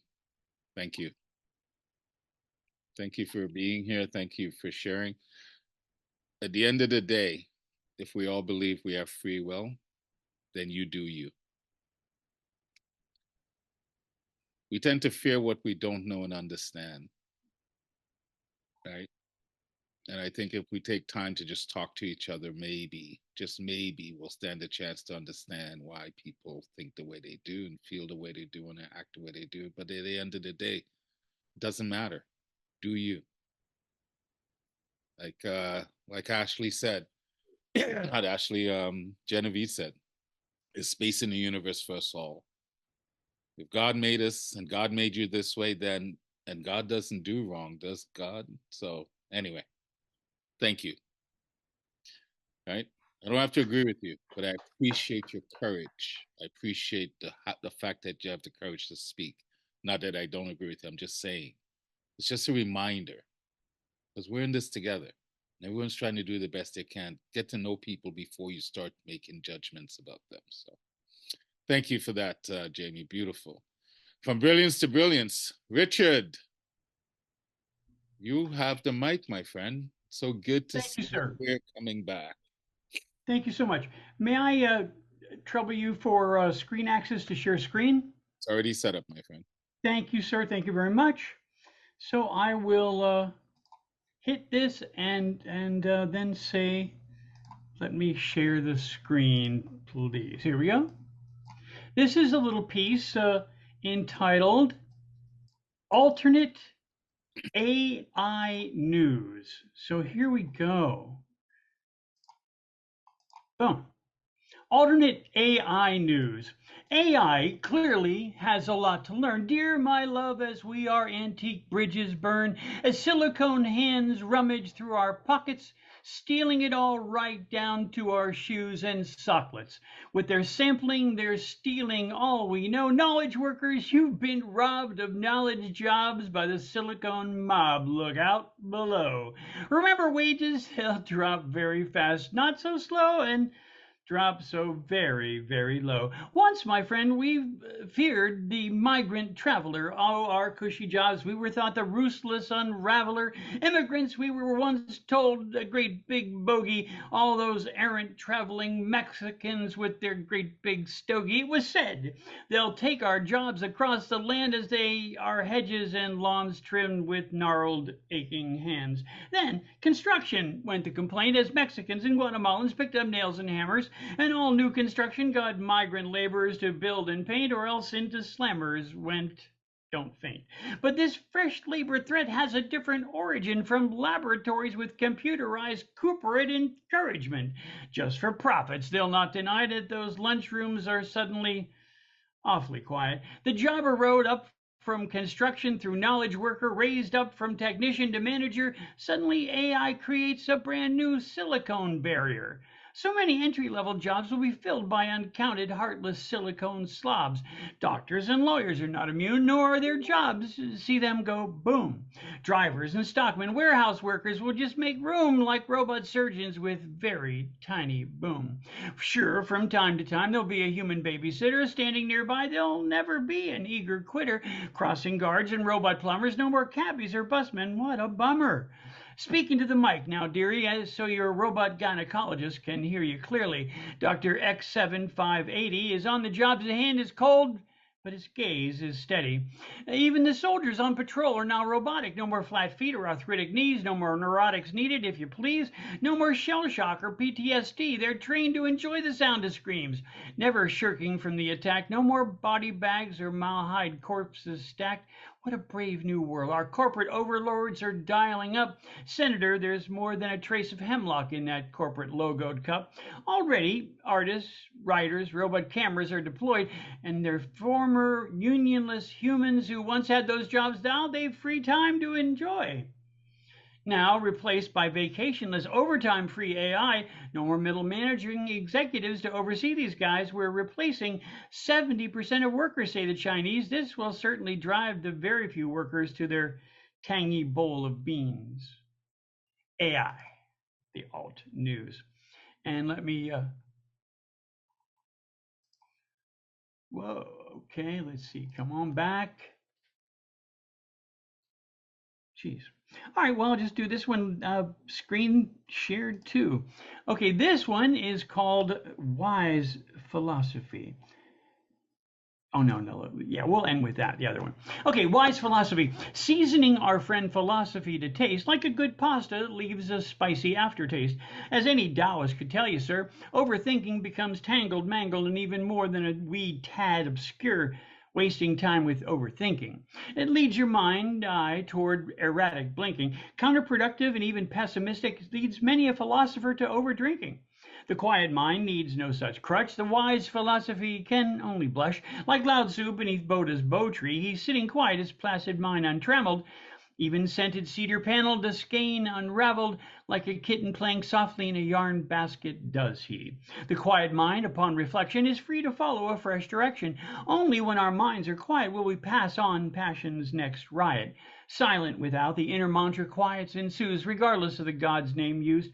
Peaceful quiet, all passion's wilderness, transformed to quietness, now harnessed to the peaceful way. Oh, what wonders performed long before the end of day. And this last one, my friends, the uses of humor. You know, many of us are very sober-minded, serious from time to time, but I urge you to consider the uses of humor. When it's said, or you suspect, that all your plans are gone and wrecked, when you're sad, mad, glad, or even parenthetically had, simply by something evil or not quite bad, you may stutter, stammer too, when you're in a jam, do you?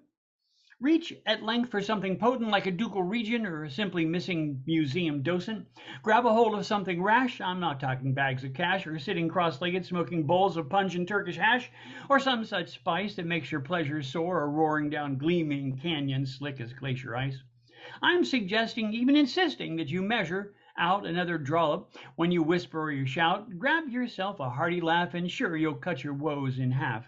Cut them, splice them, mince them very, drown them in a steaming bowl of berry.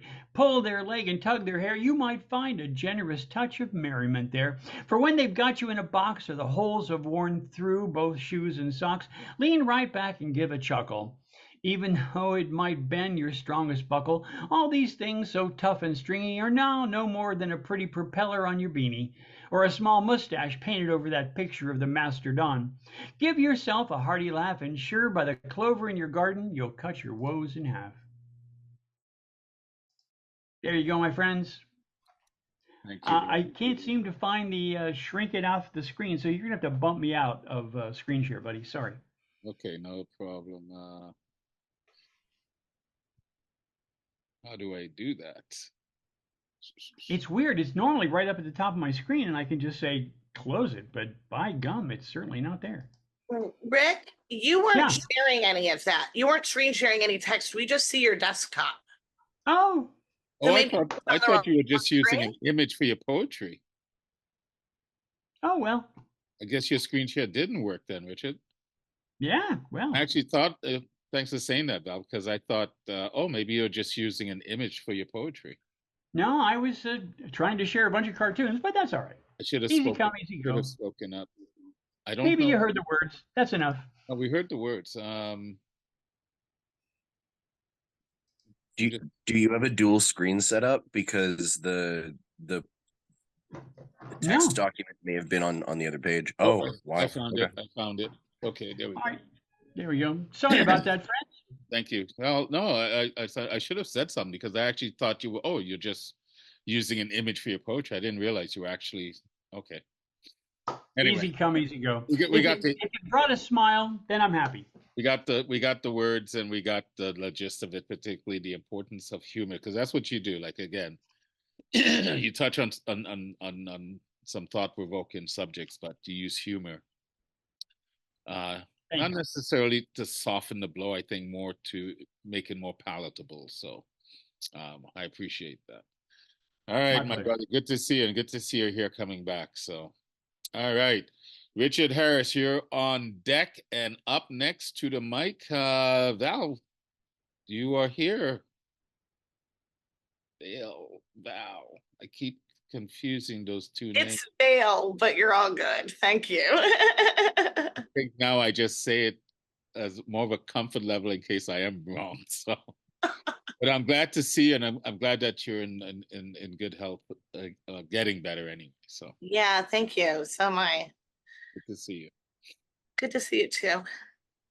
Okay, I have 3 one-page pieces today from a sequence I'm working on in progress that's ekphrastic, and each piece is based on a piece from a museum, not necessarily art, but a piece from a museum and a larger concept. A Flood Like an Army, on Composition 7 by Vasily Kandinsky and World War I. The title smells like ozone in the air. The warm wet of the foundations, blocks of color like shadows. In the cream, green, brown of the background, the sounds of rolling thunder in the distance, soft and menacing. Sleek sparks on my palm like new velvet. The blues all taste of cold berries. Shapes and thick lines emerge from the haze, bleeding and percolating out into the canvas. The center comes surging forward like waves roar. I can taste chlorophyll and soil, cold water and copper, and the gashing angles and hash marks like blades unspooling, like slices through skin in perfect, frantic intersections, anxious slashes, black and red. The stinging sing-song of parabolic bridges rocking. Smell of old, worn bayonets crusted with earth. I am sinking back into the river.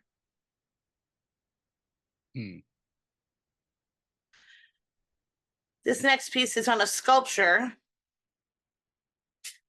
Little bit of background. William Smith is an engineer, and this sculpture represents a field of exponential random growth. This is how we misunderstand exponential change. On Spherodendron by William Smith and the Anthropocene. Evolution, mutation, chaos. DNA, change, complexity, constant. Acid, ladders, break, remake, everything, everywhere, always, always. Once upon a time, 5 human species walked the earth together. But the youngest of the species was hungry, and they ate all of the rest. Then they began chewing on their own children.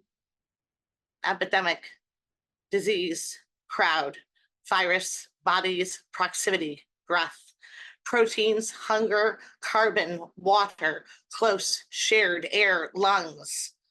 When the pandemic started, we wondered how many weeks it would keep going. Every time we thought, this must be the answer, something else would collapse, like justice or empathy or attention or love.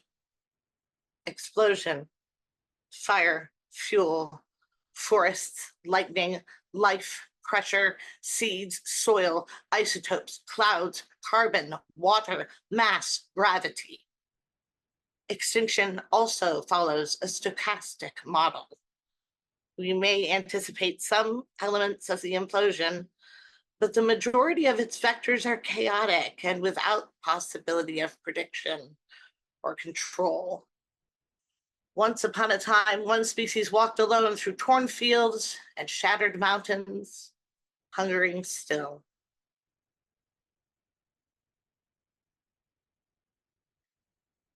And thank you.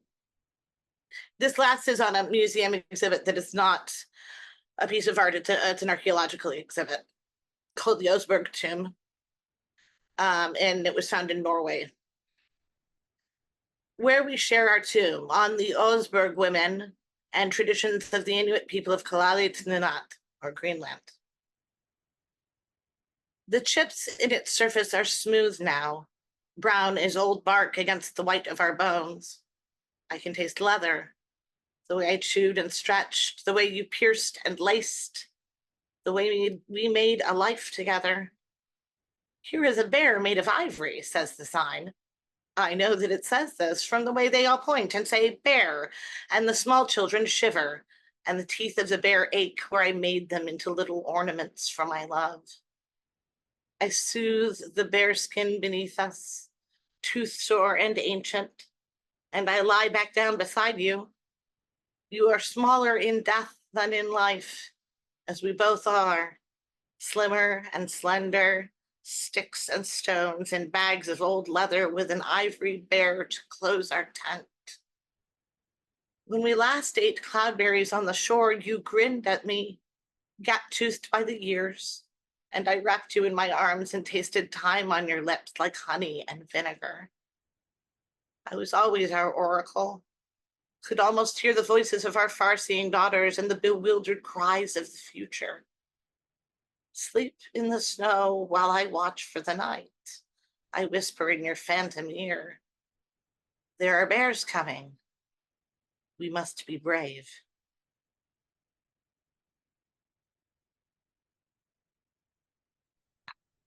Thank you so much. Yeah. It's been a while since I've heard your words. Very good. And I love the fact that you love the Euphrastic experience. We're actually bringing back in celebration. So when we do, I'm going to reach out to you for sure. But your writing is just superb, my friend. Just superb. Beautiful stuff. Thank you for being here. It's been a while. I hope you come back. I hope your health continues to improve and you could get back into sharing your brilliance with us. So, all right, from brilliance to brilliance. Up next, Richard, the other Richard. Hello. The is yours, my friend. You've got up to 5 minutes to dazzle us with your brilliance. Well, I'm a bit down at the moment, so I probably won't dazzle anyone. And I've got a lot of things going on. Father's Day is not a good day for me, and my daughter's very ill, so my brains are scrambled really. So I suppose I've got a warning for being miserable. But anyway, all good. We're sending you love, my friend. We're sending you love. Family meals together. So many are nostalgic about family meals together in the 50s and 60s. They wax lyrical about them. They give me nightmares, gothic, nasty nightmares. When my dad was away 6 months of the year, all was fine. Then he returned, formal meals, both Saturday and Sunday, breakfast and lunch, especially Sunday lunch.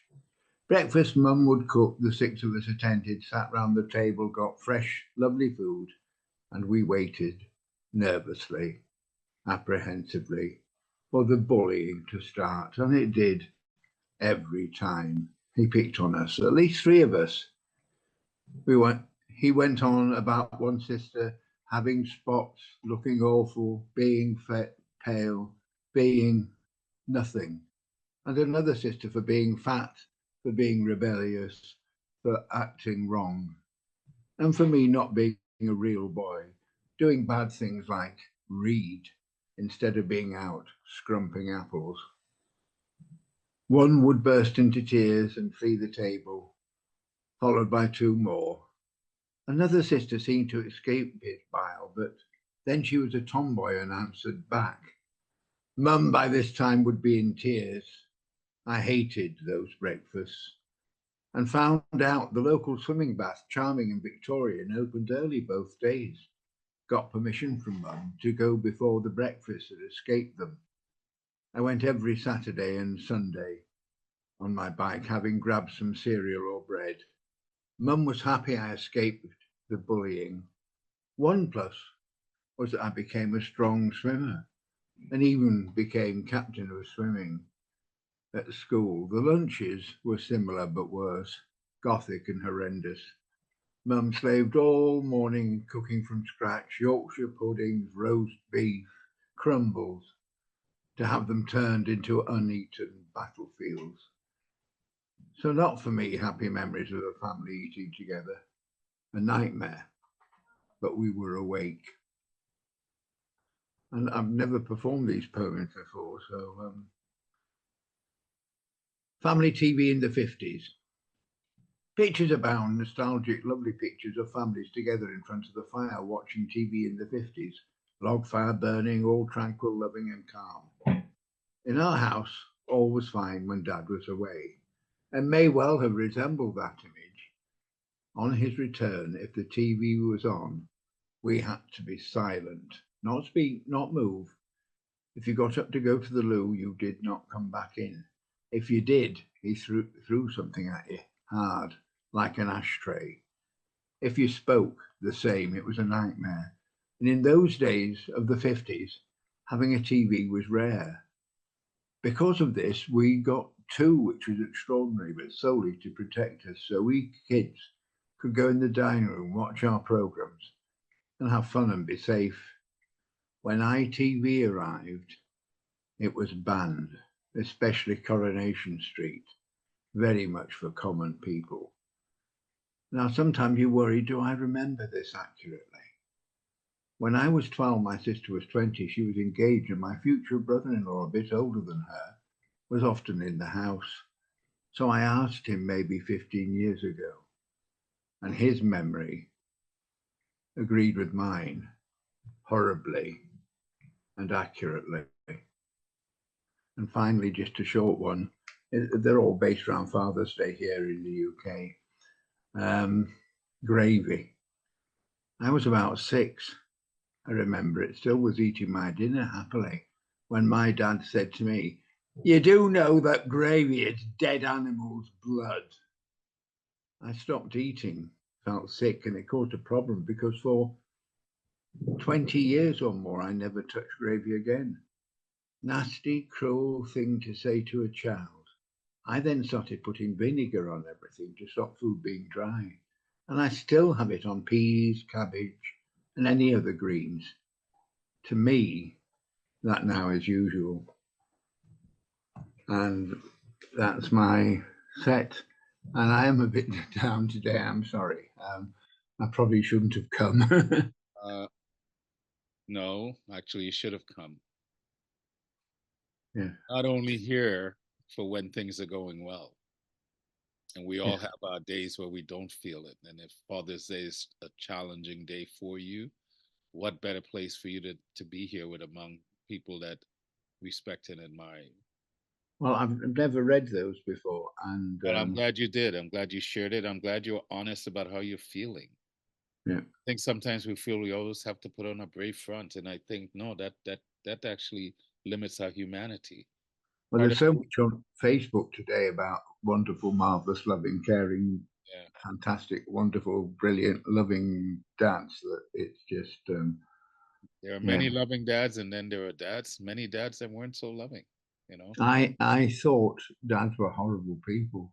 And then when I was about 14, 15, I started meeting my other friends' dads, and I thought, Christ, there's some of them are nice, you know, because you think what you have is what everyone has. And it was a revelation when I found out there were caring, funny, nice people who were dads. Yes. I get it, my friend. So no, you don't have to apologize. And I always tell people, stop positioning your poems as dark and it's heavy and you're bringing the mood down. No, that's our job, is to share all of our human emotions, not just some. So I applaud you for being here today. And yes, you know, and you're Thank you. in a place of love. So all right, we'll move on, continue on from Richard, from brilliance to brilliance, to a first-time reader. Frank, the mic is yours, my friend. This young man I met at Poetry and Prose, which is an online show as well of I guess people from Trinidad and Tobago and expatriates like myself and Frank, and just love this storytelling. So I invited him in here today. So Frank, please share with us. Okay, thank you. I will read a short excerpt from my book called Love Has Two Moons, and it's a book of short stories published by Middle Road Publishers, Toronto, and it's available on Amazon. All the stories are fictional, but really they're based on true happenings. And just to set the stage for this excerpt, I'll explain that the setting is in Saskatchewan and the Canadian prairies in the 1960s, where racial diversity at the time was limited to Aboriginal Indians and Caucasians. So Lincoln, one of the characters, he's an East Indian student from Trinidad, and he fell in love with Shari, who is the daughter of an honorary racist farmer, Lloyd Kaminsky. His wife's name is Jean. Now, the couple got married without the Kaminskys' blessing, and for the ensuing 10 years, there was no contact between the Kaminskys and Lincoln and Shari. In fact, they disowned Shari and actually had a mock funeral for her. In the meantime, Lincoln and Shari had a beautiful mixed-race daughter, Laura, who is now 8 years old and is having a birthday party. And after 10 years, Lloyd Kaminsky agreed to attend the party and have a reunion with his daughter, who he gave up as dead. You see, the reason for his change of heart, he needed a bone marrow transplant. This part is actually a true happening. He needed a bone marrow transplant for his leukemia. And Lincoln, the dark-skinned East Indian from Trinidad, was the only match to be found. So in effect, this darky Lincoln saved the racist's life, who was now enjoying his blood coursing through his body. So the following excerpt is about the first meeting in 10 years. So here we go. The 1969 Chevy Impala station wagon, which was sleek, long, and wide, a car fit for a farmer, pulled up in front of our walkway. Annie is Shari's aunt. Annie, who had been at our home since the day before, looked out of the front door and said, "They're here." Her tone wasn't one of expectancy or elation, but of alarm. She broadcasted the event as that of a wildlife commentator announcing the appearance of a lion. No one knew what to expect, not even Annie, the psychologist. The three of us adults crowded the front door from inside. The glass pane was fogged up with exhalations. Annie was in front, Shari behind Annie, her hands on her aunt's shoulders, and I, trying to be even-tempered, stood behind the two. Little Laura, influenced by the adults' excitement, kneeled on the back of the daybed and peered through the window. Jean, that's Kaminsky's wife, Jean exited the front passenger seat first and proceeded up the walkway. Lloyd, however, stayed in the driver's seat, looking straight ahead and appeared to be concentrating as if he was still driving. When Jean entered the house, there were hugs all around. She was no stranger to our home. She had visited on a monthly basis over the last year, visits sanctioned by Lloyd, who now sat glued to the car seat. It was as if he couldn't bring himself to reconcile with Shari, and most of all, come face to face with me, whose blood was coursing throughout his body. He seemed filled with shame, and shame of wrongdoing, procrastinating, waiting perhaps for another time for a reunion. Jean was ushered into the living room, and after tears were shed and the hugging completed, attention was shifted to Lloyd, still sitting in the car like constipated stool, unable to disimpact. The situation was akin to an impasse. I thought, was he going to sit there for the duration of the birthday party? Just then, while there was debate among the adults inside as to how to handle the situation, little Laura slipped out and walked briskly down the walkway. I ran over to open the front door and kept an eye on her because I was concerned for her safety. I wanted to see what she was going to do. Laura was decked out in her lovely pink frilly birthday dress and was made up ever so immaculately. Her long blonde hair was held back by a one-piece headwear hairpin studded with pearls, and her blue-gray eyes reflected bluer in the bright sunshine. She approached the car. "Hi, sir," she addressed Lloyd through the passenger window. Are you my grandpa?" Lloyd seemed to be taken aback by this pretty cutie and her sweet melodic voice. His hardened heart seemed to melt and become pulpy. Fighting tears, he looked straight ahead and grasped the steering wheel tight-knuckled. He pursed his lips, locking his true emotions, locking in his true emotions. He didn't respond. Sir, Mr. Kaminsky, Grandpa, please say something, Laura said. Just then, Laura, to my consternation, decided to leave the sidewalk and go around to the traffic side of the car, close to the driver's window, with oncoming cars zooming by. Lloyd was startled. He shouted, Laura, honey, stay, don't come to this side. Stay there, get back. He swiftly exited over the passenger seat to the right. But when he jumped out onto the sidewalk to go after Laura, his right foot set down unevenly on the concrete edge of the sidewalk, and he twisted his ankle, fell down and abraded his knee. Seen below his short pants, the rent in the skin was superficial, but because he was on blood thinners, it bled profusely. Laura, startled by the bleeding knee, ran to him, grabbed his arms, and attempted to help him up.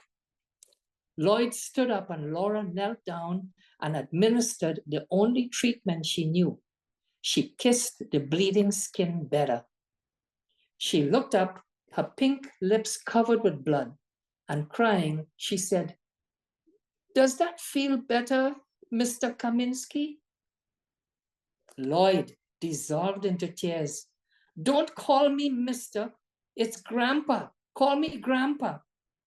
And with that, he lifted her off.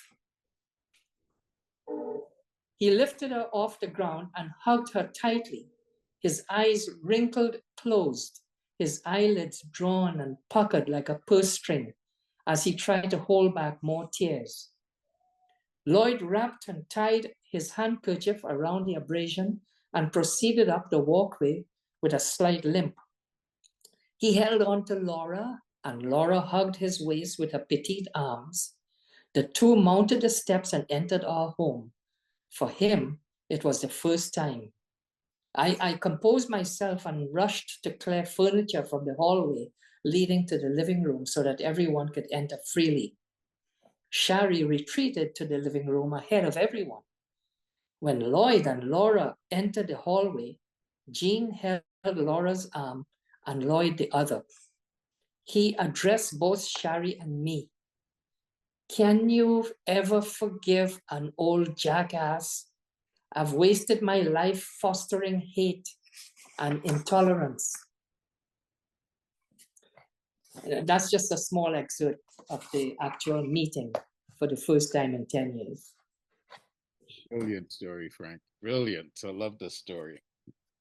Love. When I wrote the part about little Laura asking about after Mr. Kaminsky, and he said, no, don't call me Mr. It's Grandpa. Okay. I had a little lump in my throat writing that.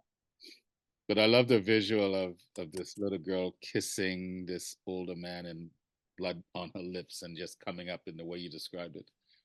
Well done. I love your storytelling. I love it. And like I told you before, it takes me back to maybe what I missed out growing up in Trinidad when I hear stories. And although this was in Canada, but still, and the voice. So I thank you for being here. I hope you'll come and read again, and we'll have to jump on Zoom and continue our conversation. So thank you.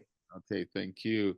All right, from brilliance to brilliance. Up next, Meha, you have the mic. It's been a while since you've been here. Where are you? There you are. Am I audible? Yes, you are. Good to see you. Okay. Well, Richard, you had me, talking about a father who was not that great. I've also, when it's today's supposed to be Father's Day, and these days always depress me. I have written a long poem about it. I couldn't find it. I went looking for it, but I couldn't find it. I just wanted to share that this having a perfect father is far from a lot of people's experiences. So my grandfather kind of filled in that space. in a strange way. So I have a couple of poems about that. And I'm talking more in terms of family continuity rather than the person. My grandfather never had a thought about my grandchildren. I was only 11 when he died. How could he think of them? Yet, the house he built sheltered my mother, me, my daughters, and my grandkids whom he had never seen. A good house lives longer than humans, connecting ancestors with yet to be born generations. That's the first. The second is also about our house. Our grand old bungalow has known 2 generations of ancestors and me.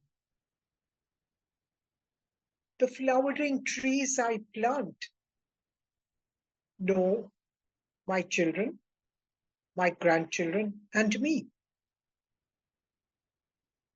House and trees have seen more than my ancestors or my children or me. Standing tall, they will outlive my children, grandchildren, and me.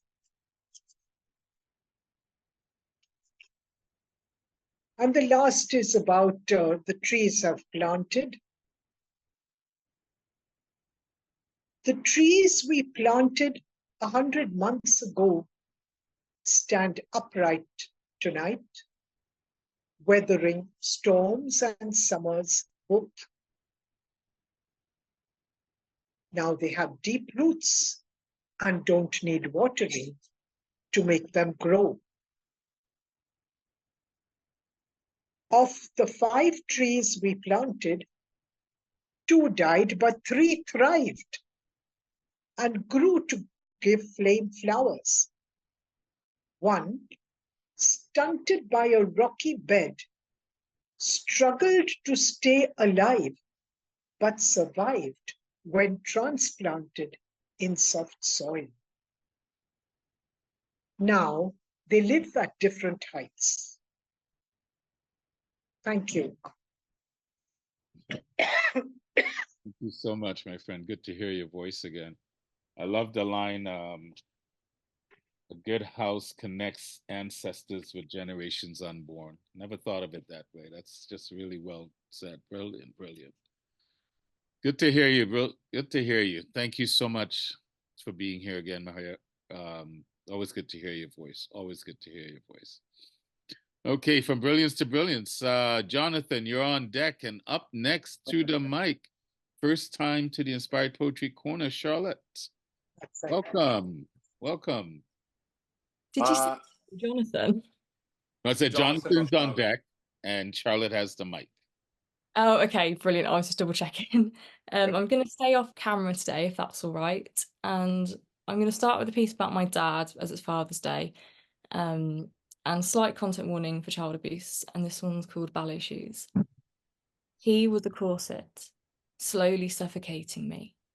I tried to undo the ribbon that bound us, but all he wanted was to smother me in God's grace, whilst I wanted to dance freely, without any constraints.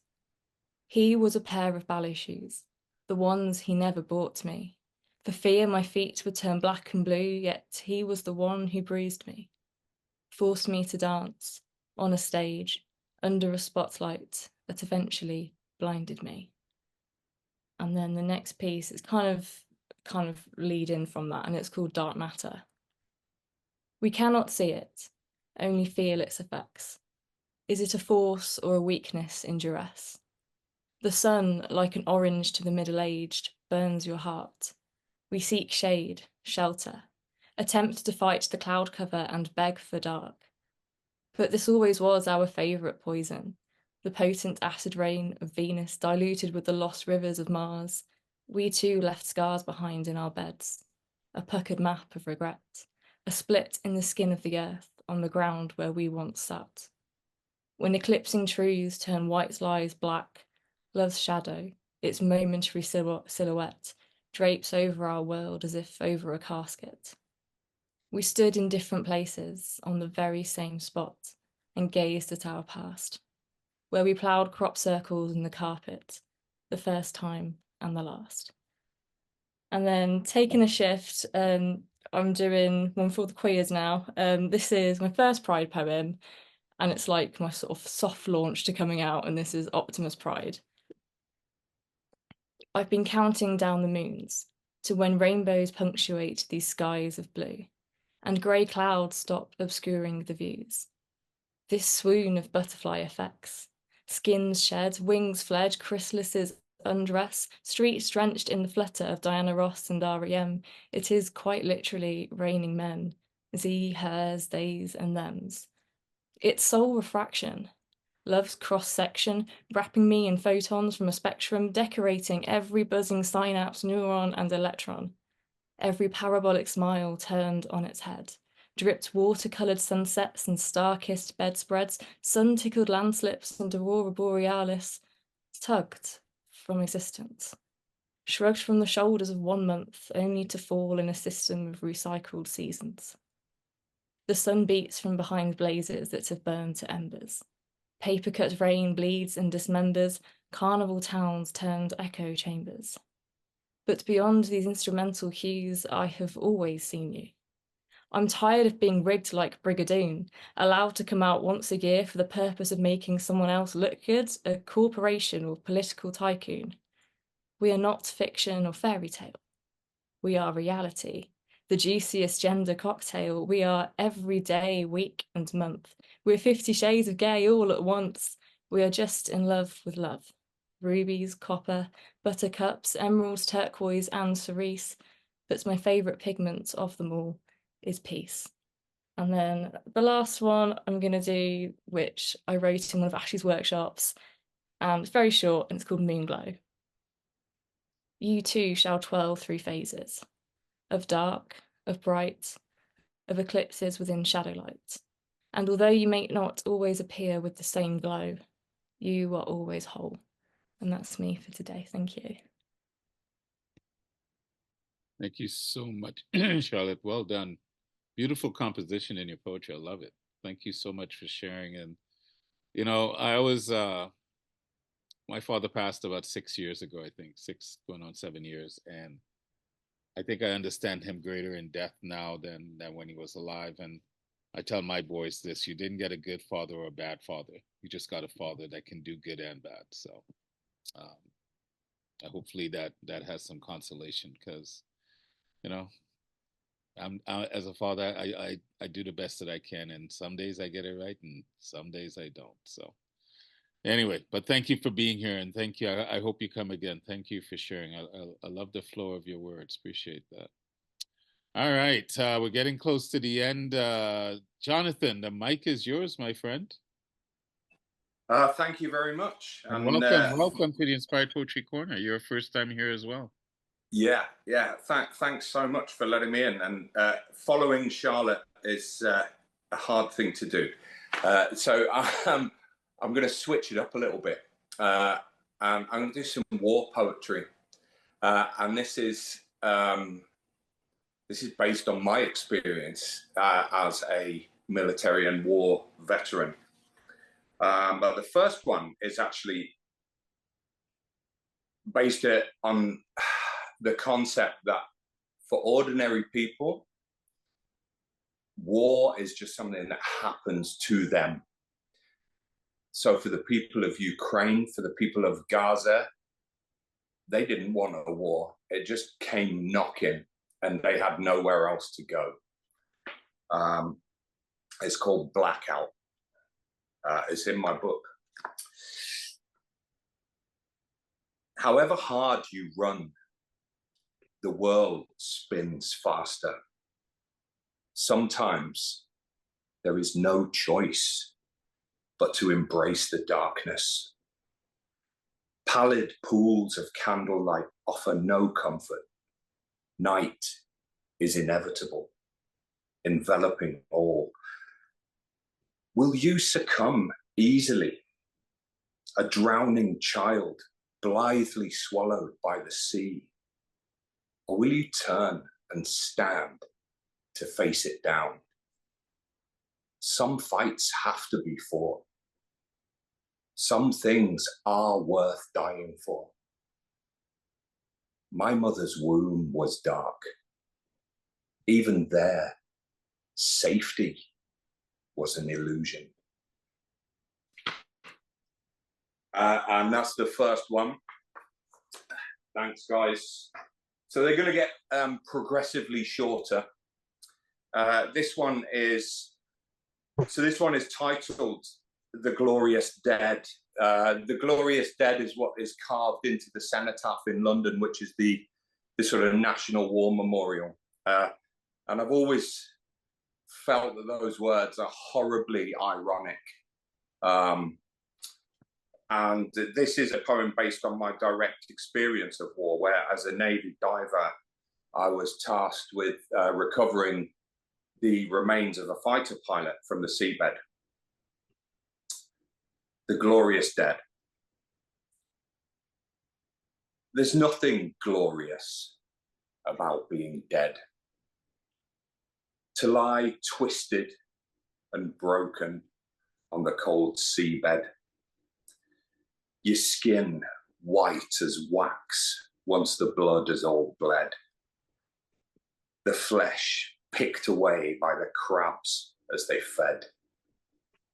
No glory down there, just the chill and the dread in the inky black depths with the waves overhead. But back home, they'll talk of the life that you led, of the sacrifice made and the deeds that you did. And they'll raise you a toast and tears will be shed. And over the glasses, fine words will be said. And when that is done, the girl you won't wed will go home alone to a cold, empty bed. So that's that one. Right, moving on. Two more, and they're very short. This one is simply called Human. I think perhaps the most human thing I have ever done was going to war. I mean, name me another species that would do that. That's it. And the final one is a haiku. Again, based on my own direct experience of war. It took 7 years for the sound of guns to fade. Returning birdsong. And that's it for me. Thank you very much, guys. Okay, that hit home. It's actually the third one. Most human thing you can do. You know, it's funny, people want peace, and yet without war, you're not going to have peace, and without peace, you're not going to have war. But it's part of our humanity. I don't know if we'll ever get rid of it unless we control how people think. But yeah, you should never apologize for going after another brilliant poet, because then you just did what you did and just wowed me, and you just kind of go, whoa. So your words stand on your own, my friend. The first time hearing it, I really enjoyed your poetry. Thank you so much. Thank you. Thank you for being here. I hope you will return another time. You're more than welcome to come. Same with Charlotte and all the first-time readers. So thank you so much for being here. All right, from brilliance to brilliance, let's continue on. I just printed a list of the last 5. Genevieve, you have the mic, a friend from Mali. And before you take the mic, speaking of war, let's not forget the other wars. Everyone is talking about Israel and Ukraine. Don't forget about what's going on in Niger, in the Sudan, in Myanmar. There's a lot of conflicts going on in the world, and the news does know it. They pick and choose what they want to cover. Let's not forget about the others that are going on, because there are a lot of people in conflict today. So anyway, Genevieve, the mic is yours, my friend. Glad you can make it.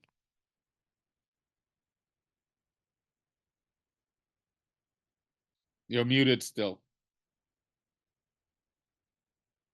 There you go.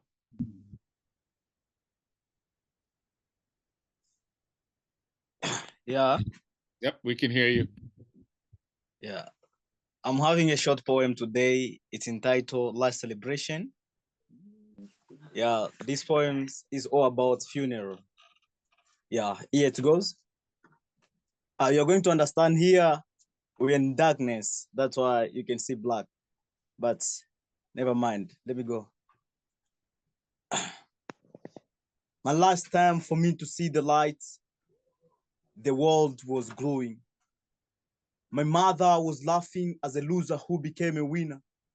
But now saliva is tasting bitter. Her body has lips for 2 months. Relatives are mocking for marriage debt. They grab the property before we bury the body. Cashless is the punishment. Today we are gathering like a choir. His image cracking a black white attire.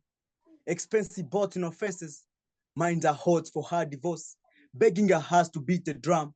And rivers are shedding tears. My future smells short and dry. And nobody can deny. Pastors are reading last rhyme of her life. Guns are controlling their mood like vessels of poems and proverbs.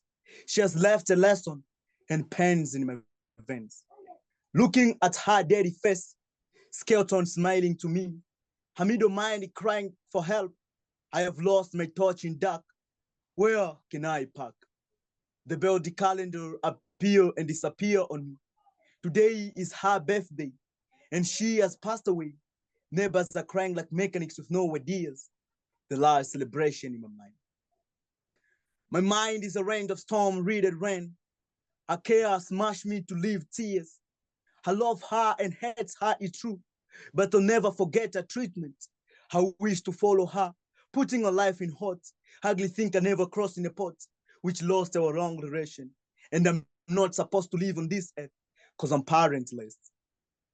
Sorrowful songs are sung, a journey to living dead center. Nobody weep to pure my sorrow. Busy planting a body, applying manure on a belly, planning to crop torrent of sorrows. Mortality is her name, and I'm homeless. Noise, then quiet. I peel my eyes and they want to fall from sockets. It's couldn't thrown down for fear because of the peace of the graves, and I'm parentless. A barren woman is happy, saying that to be my savior, hiding me in my comfort zone. I question her, where is my mother? My father died when I was 5, and now I'm a true orphan, and my mother was here yesterday. Traditional leaders were alive. Then I was told to be active because my mom is a fallen tree, and someone has chopped her from me. At funeral, the last celebration in my life. Thank you. Jeez. Is that a new piece? Yeah. That's a brilliant piece, brother. That's a brilliant piece. Thank you. Brilliant piece. Powerful. You guys don't know, this young man and his counterparts live in a refugee camp in Malawi from the Democratic Republic of the Congo. Well, most of them are from the DRC. Reach out to them, get to know them, help them if you can. They're fighting every day for life. Every day they're fighting for life, and trying to use poetry as a means to not just talk about their stories, but to inspire the young ones that are around them and to uplift others. He's got a book coming out soon, so once we get the details, we'll share that, and maybe we'll do something to help promote it. But that's a brilliant piece. Thank you for that. I know sometimes connections and issues, so I'm glad that you were able to be here today. So you're most welcome, man. Thank you. All right. From brilliance to brilliance. This is so true. Haven't heard this woman in a long time, but I'm looking forward to hearing. Kate, the mic is yours. Thank you all for creating an amazing space for us all. Yeah, Ashley, fantastic set. So there's a bit of feedback in my ears. I don't know if everyone's on mute. Just I get very distracted by sound. So just can you check? How's that? Thank you. Yeah, that's better. Thank you. So my father is the subject of these two poems. I didn't know him until I was 21 when I kind of met him for the first time. So this first one's called The Fairy Tale Father. I really want to write a poem which remembers your gentle kindness, my port in the storms of life. I can only share a fearful wilderness when you left us to drift anchorless from shore to broken seashell shore. I want to write a poem where you lift me when I fall, my light at the end of the tunnel. I can only share the never knowing why my presence was not enough to ignite your paternal love. The poem I cannot write. What were the life lessons we should have learned from you when we were young? I wonder at my eternal yearning, who, but for your unconditional hug, my self-acceptance is a forever hollow, the hole I can never fill. Absent father. Although my father wasn't there for me, his absence was, and in that space I grew. Every relationship thereafter a leap of faith, with the risk of rejection ever present, hovering like a wasp in my heart, stinging repeatedly, with me smiling sweetly, hoping for the honeybee in my next encounter. Although my father wasn't there for me, his absence was, and in that space I knew myself. In honor of Jonathan's adeptness with haiku, I offer this haiku. I reject me first before you can. I can bear my own rejection. For those of us that suffer from rejection sensitivity dysphoria, that sort of has been a pattern in my life. However, good male influences. When Grandpa built sand castles, those salt and vinegar days and freshly laundered nights pool in my mind, bucketed under holiday memories with Grandpa, revisited as often as the rain, as familiar as pavement petrichor, worn smooth as pebbles, yet short, sharp, distinct, their postcard-length lines making me wish I was there again. And then the final piece is a univocalic poem, simply doing it because it's got the words fish and chips in it and it just tastes so good. So yeah, here you go. And it's in honor of all spoken word artists. You'll understand it. I hope you see yourself in this. My misfit mind is misfiring, fist fighting with my will. I'm hiding my light within. I'm wilting, shrinking, stifling. I hit my limit, sinking. This invisibility is risky. I'm missing my kind. My shift is finishing, city lights dwindling, whilst tiny twig-sitting birds shrill singing is stilling, filling this sky with inky night. It's fish, it's chips, it's frying night's lip-licking dish, it's chippy night. I sink in bliss, my spirit stirring, instinct twitching. It's in this dimly lit night I find my kind rightly by visiting this mic nightly, simply drinking in this sight, fills this pining, lifts my smiling. My kind think in ink, dripping, drip, drip, dripping, lilting insight. My kind's writing is rhyming. It's this timing which is thrilling, this rhythm which is giving my living mind-tripping chills, rib-tickling, giggling, igniting kinship. Chilling with my kind is idyllic. It is illicit highs spiking in my lyric liking mind. I fit in with my kind. Hiding in this inky night with my kind. I'm living high, vibing, jiving, riffing, mimicking, lip syncing, mighty mic killing skills. I'm fitting right in. This is invincibility. This is visibility. This is living with my kind. It's this which lifts my spirit, skittling pins, striking it right, hitting this high, thriving, iris bright. Till lightning, striking midnight, this chiming highlights its finishing. Finishing. I'm sighing, lying still. Light splits pink sky, birthing bright, spilling in, kissing skin, stirring rising minds, shining kindly, blinking. My night's flight still vivid in my mind, still, still, I'm still fitting in. Thank you for letting me fit in to this event today. Thank you for fitting us in. Jeez, your composition is just brilliant. Was it like a hornet in my heart? It could be a hornet or a wasp, whichever. Yeah, well, yeah, one of the, yeah, but just that pairing together, it's just like, and then fish and chip, not fish and chips, the salt and vinegar days. It's only when I first came to Canada at 16, it's like, what the heck is vinegar and chips, or vinegar and French fries? We call them French fry in the States, have to do together. So, and then hiding in inky nights. Actually, those are props for your show. Those lines, brilliant lines. Really good to hear you again, Kate. Really good to hear you again. Thank you, Ro. Thanks, everyone. Thank you for being here. All right, we're getting close to the end of the show, guys. Thank you for being here and sticking it out. Not sticking it out, being here for each other, because it's a great way to spend some time together.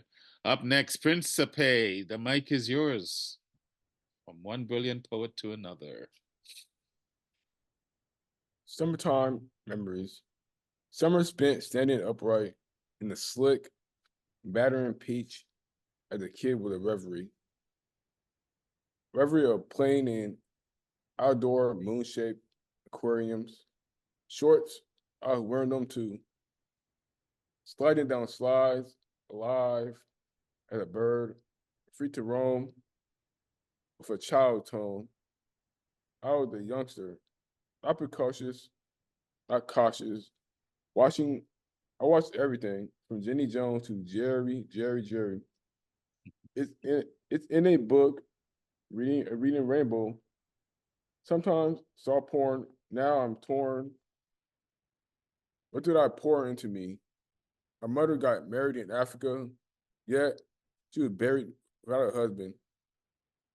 Those were the days, not fazed by faces. I had a youthful exuberance with Muirfield and a loving son. Here I am being pulled into time machine that live on my skin, yet the wind of the past blows on me while I'm in the present. Rubber connections on the wooden yet stable pier is a well-hung together web. No eight-legged, eight-eyed phenomenon is crawling on it. Life is full of webs, web of lies, web of truths, web of ideals, web of dreams. Webs linked together like silver-clad, clinking-sounding baseball bats. They connect you to something else, maybe to wealth from painted portraits, between poetic lines. Every moment in your life is a cascading web. One moment leads to another.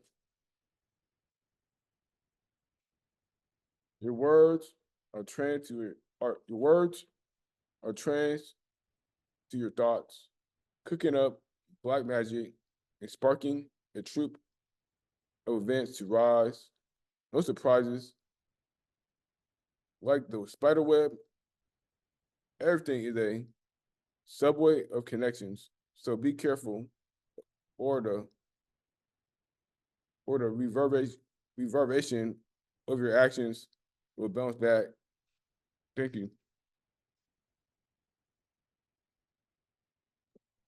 Thank you, brother. And the winds of the past blow upon me. I love that line. The winds of the past. And life is filled with webs. Isn't that the truth? So if you hate spiders, don't come into this life then. Well done, with Principe. Well done. Good wording, and well done reading. Glad to see you're getting stronger in your presentation. Well done. All right, from brilliance to brilliance. Up next, Ian Mack, the Velvet Voice. The fist in the velvet glove, that's me. Yeah, talking about spiders as Father's Day. Was my job as a father was when my daughter was staying over, and every time there was a spider in a bedroom, I was called in to put the spider out of its misery. But got my daughter out of her misery. But anyway, this first one's called Just Another Case of Deja Vu. So apologies if you've heard it before. Right. A lover who is always leaving, a singer who's forgotten the score, a thread that has stopped weaving. This is the world turned upside down, and the victims return to the scene of the crime, always begging for more. And more of the same old business as before. And this is the way the world turns, and this is the turn of the screw. And this is the same old Groundhog Day, just another case of deja vu. Just one more twist in the plot, just one more lame excuse, just one more drink for the road, and then history keeps on repeating itself, and the lessons never get learned. And each time I try to escape from the trap, my fingers always get burned. First one. Second one, these two are more recent. First one is called Kingfisher Blues. As unisex colour schemes go, Alcedadinidae, I was just going to fall over this one. Alcedadinidae, or the common kingfisher, looks quite the little cosmopolitan in its finery. Its large head, stubby tail, not to mention its rapier-like beak, complement its luscious livery with fluorescent blues, reds, and flaming orange, a result of what is known as the Tyndall effect, where the structure of their fine feathers scatters blue light in such disproportionate degrees as to come up with this avian dandy. But then they've been around on the scene, going on 28 million years or so, judging by fossil remains found in Wyoming. Where else? To some, they are a bad omen. To others, they bring rare good luck. For me, to see one swoop down from a handy riverside perch in all their glorious technicolor glam is reward enough, sharing even a brief glimpse of this shy, bold Brummel. Once of an early evening, sitting lazily on a grassy river bank, I saw one fly almost level with my reclining eye, and down along the river's edge, and then a double pleasure as it flew back on itself, but along the opposite side of the stream. That was my good fortune, indeed. And finally, Okay, this one, I think some of you, I'm not sure, will know of Diane Murray Ward if you've been on some of the open mics and Between the Lines and others. And a few weeks back, she wasn't able to make it, and sort of came in to do sort of introduction. So, and she came out with this phrase, Miss Diane sends her regrets. I thought, oh, there's a poem in there. So this is it. So this is called Miss Diane Sends Her Regrets. Miss Diane sends her regrets. She isn't able to be here with us today. She is feeling just fine. She'd like you all to know. But she is otherwise engaged with things to do, business to attend to. And she would not want you thinking that she's ignoring you. No, not at all. Miss Diane sends her regrets. She's not feeling ill or unwell, just so. She wouldn't want any fuss or bother. She'd hate to think you'd be worried or had any concerns about her welfare. She's doing just fine and thinking of you. Missing you just a tad. You wish you with all your big words and so. Miss Diane sends her regrets, but she would want you all to know, in fact, she is quite adamant she is not feeling low or had a fall. She just wanted to make sure you all were aware there's nothing wrong with her at all, nothing to worry or write home about, to cry or shout out. But she has a life, you know. Thank you. Where else but Wyoming? Really? Yes. That's where I thought all the fossils hang out. Oh man, and I love that. I love that dedication poem to Miss Ward. That's brilliant. So you're like me, and you hear certain lines, and you go, "Oh, that's a poem right there. That's a poem." Yeah, exactly. So Yeah, to me, Wyoming, where else? There's a poem right there. Just that by itself. That's brilliant. I Love look forward to hearing it. well, I wrote the line down, so see if I get to it. But man, I just thought that was brilliant. I love your composition. I love your work. Period. So I mean, when I call you Professor lovingly in the Velvet Voice, but all kidding aside, your writing is just exquisite. It's just I know you so used to full. chide me over not accepting compliments. So, but I'm getting used to it. So now I expect them. Not only do I expect them, I think I'm starting to demand them.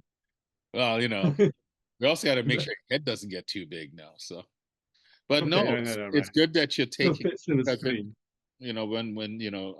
but I get it. I still struggle with accepting compliments and stuff. So I get it. I mean, Hmm. it's a work in progress, man. We're all a work in progress. So, but your work, you're worthy of the praise. Trust me. So take it very well. You're worthy of it, and I'm always grateful for your support and being a part of the Inspired Poetry Corner. So, all right, from brilliance to brilliance, and the last poet of today. I know there were some of you were hoping to get on, but this show goes long, and I want to try to cap it. Although we started at 15 minutes past 10, so we're approaching 3. I want to keep it at that level, so I'm going to keep it at Marianne. I'm so glad that you could make it. Thank you, Ra. Being here today to support Ashley and to be here for us. So you have the last poem to share with us. Well, thank you very much, Ra. Thank you, poet friends. I'm really pleased to be here. For me, it's Father's Day, and I would like to honor my dad, who made it very clear to me and my 2 sisters that he loved us absolutely unconditionally. And that said, he felt absolutely free to give us a giant piece of his mind at any time that he thought we needed it, which was a very good, often time. And it did me the world of good, I know. So this poem, which I think I have read before in this space, is maybe the only poem in which I mention my dad yet. And that's still work that I would like to do. Nonetheless, it will be the only poem that I read now, and it's called Don't Be Cruel. With 3 daughters, under the age of 5 in July of 1956. And all that grime between those stove buttons that could only be dislodged with plenty of elbow grease and a Q-tip. My mom did not have a lot of time for cutting the braided rug until the screen door opened and Daddy walked in carrying a plastic disc in a paper sleeve like it might contain the nuclear code. He told me, "Run, get my record player." The little pink suitcase I got last Christmas, and set it on the kitchen table. Carefully, he raised the lid of that magic music box, which I love more than my sister's, with the slim ballerina who spun on point when she cranked the key. And that adapter doohickey into the center of the 45, placed it on the rubber pad, checked the needle for any bit of dust, and carefully set the stylus on the margin. Like a preacher, Daddy spoke a single word to my mom, and she was ready.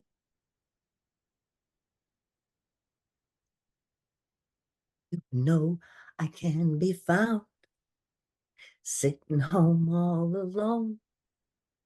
If you can't come around, at least please telephone. Daddy took Mom's hand and spun her in a way that made me understand.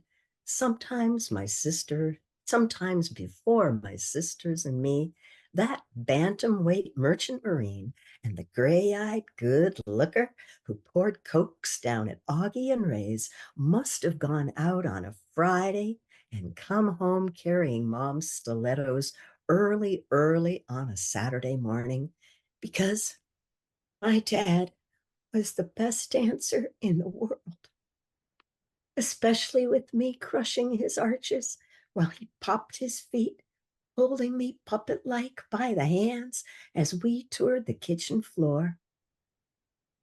I guess Don't Be Cruel is still my favorite Elvis tune, and I sure hope Wally and Amelia and the King are out there on cloud 9, rocking and rolling with all 2 minutes and 4 seconds of it somewhere again tonight. You, everyone.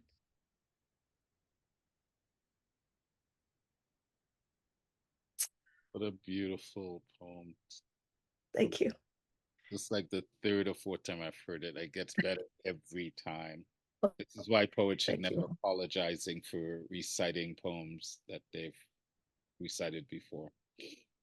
Every time you recite it, I get that image of this little girl in the kitchen floor in the linoleum on her father's feet as they dance. All right.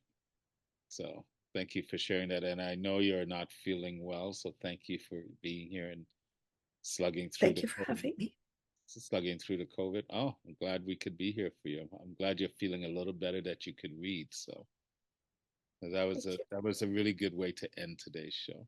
Thank you for that reminder, because in this crazy world we're living in, you know, we're being told that there's not many good men, and that's a lie. There's a lot of good men in this world. There are many good men. Some of you are married to some of you have them as brothers, as uncles. Don't get me wrong, there's a lot of idiot men too, but I still believe there's more good men, just more good humans. So as we wrap this up, and we're about to embark on the rest of our Sundays, just a constant reminder, we're human. Like I was telling Ash, doesn't matter if we agree with each other politically, how you identify, what you want to eat for dinner, or how you want to dress. I don't care. We're human. Get to know the human.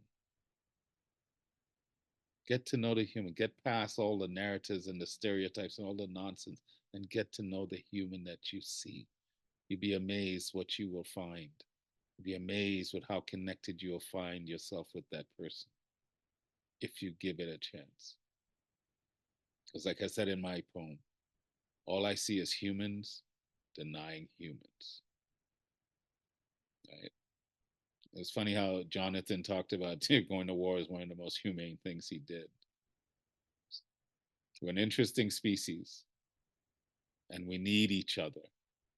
We're in this together. We're living on the same planet. It's not like we all have our own little planet separately, and I need a visa to come visit Ashley. We are on the same damn planet, breathing the same air. We drink the same water. We all come from woman, and death one day will claim us all. That's non-negotiable. So while we're here, let's make a point to try to get to know the human, right? Otherwise, when the lights go out, the devil will show up in the mirror. Right, Ash? I'm kind of paraphrasing one of your lines, but it's brilliant. You're welcome to do that, mate. You're absolutely fine. Because I agree. So, yeah. A brilliant line, because the devil will show up in the dark when you least expect it. Come into the light. That's where the humans live. I appreciate the dark. Cats. But come Cats into live in the light. Come Actually, they don't. They prefer the dark, but just for the metaphor's sake. Yeah.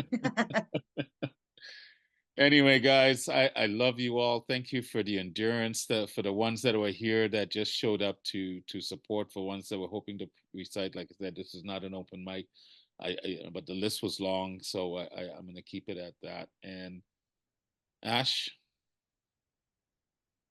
you're a force of nature, my friend. I really look forward to getting to know you more and more. And like I said, every time I interact and our paths cross, I truly enjoy the time spent together. I think you're a brilliant human being. You keep doing you. Don't let anyone tell you who you should be and how you should be. Even me. Even me. The only person that gets to tell me what to do is the cats. Oh, incidentally, the cat Medicat is here now. Oh, he's sat here purring and he's been listening to all the open mics. Well, so, you know, that's how cats roll. They do whatever the heck they want. So. They do.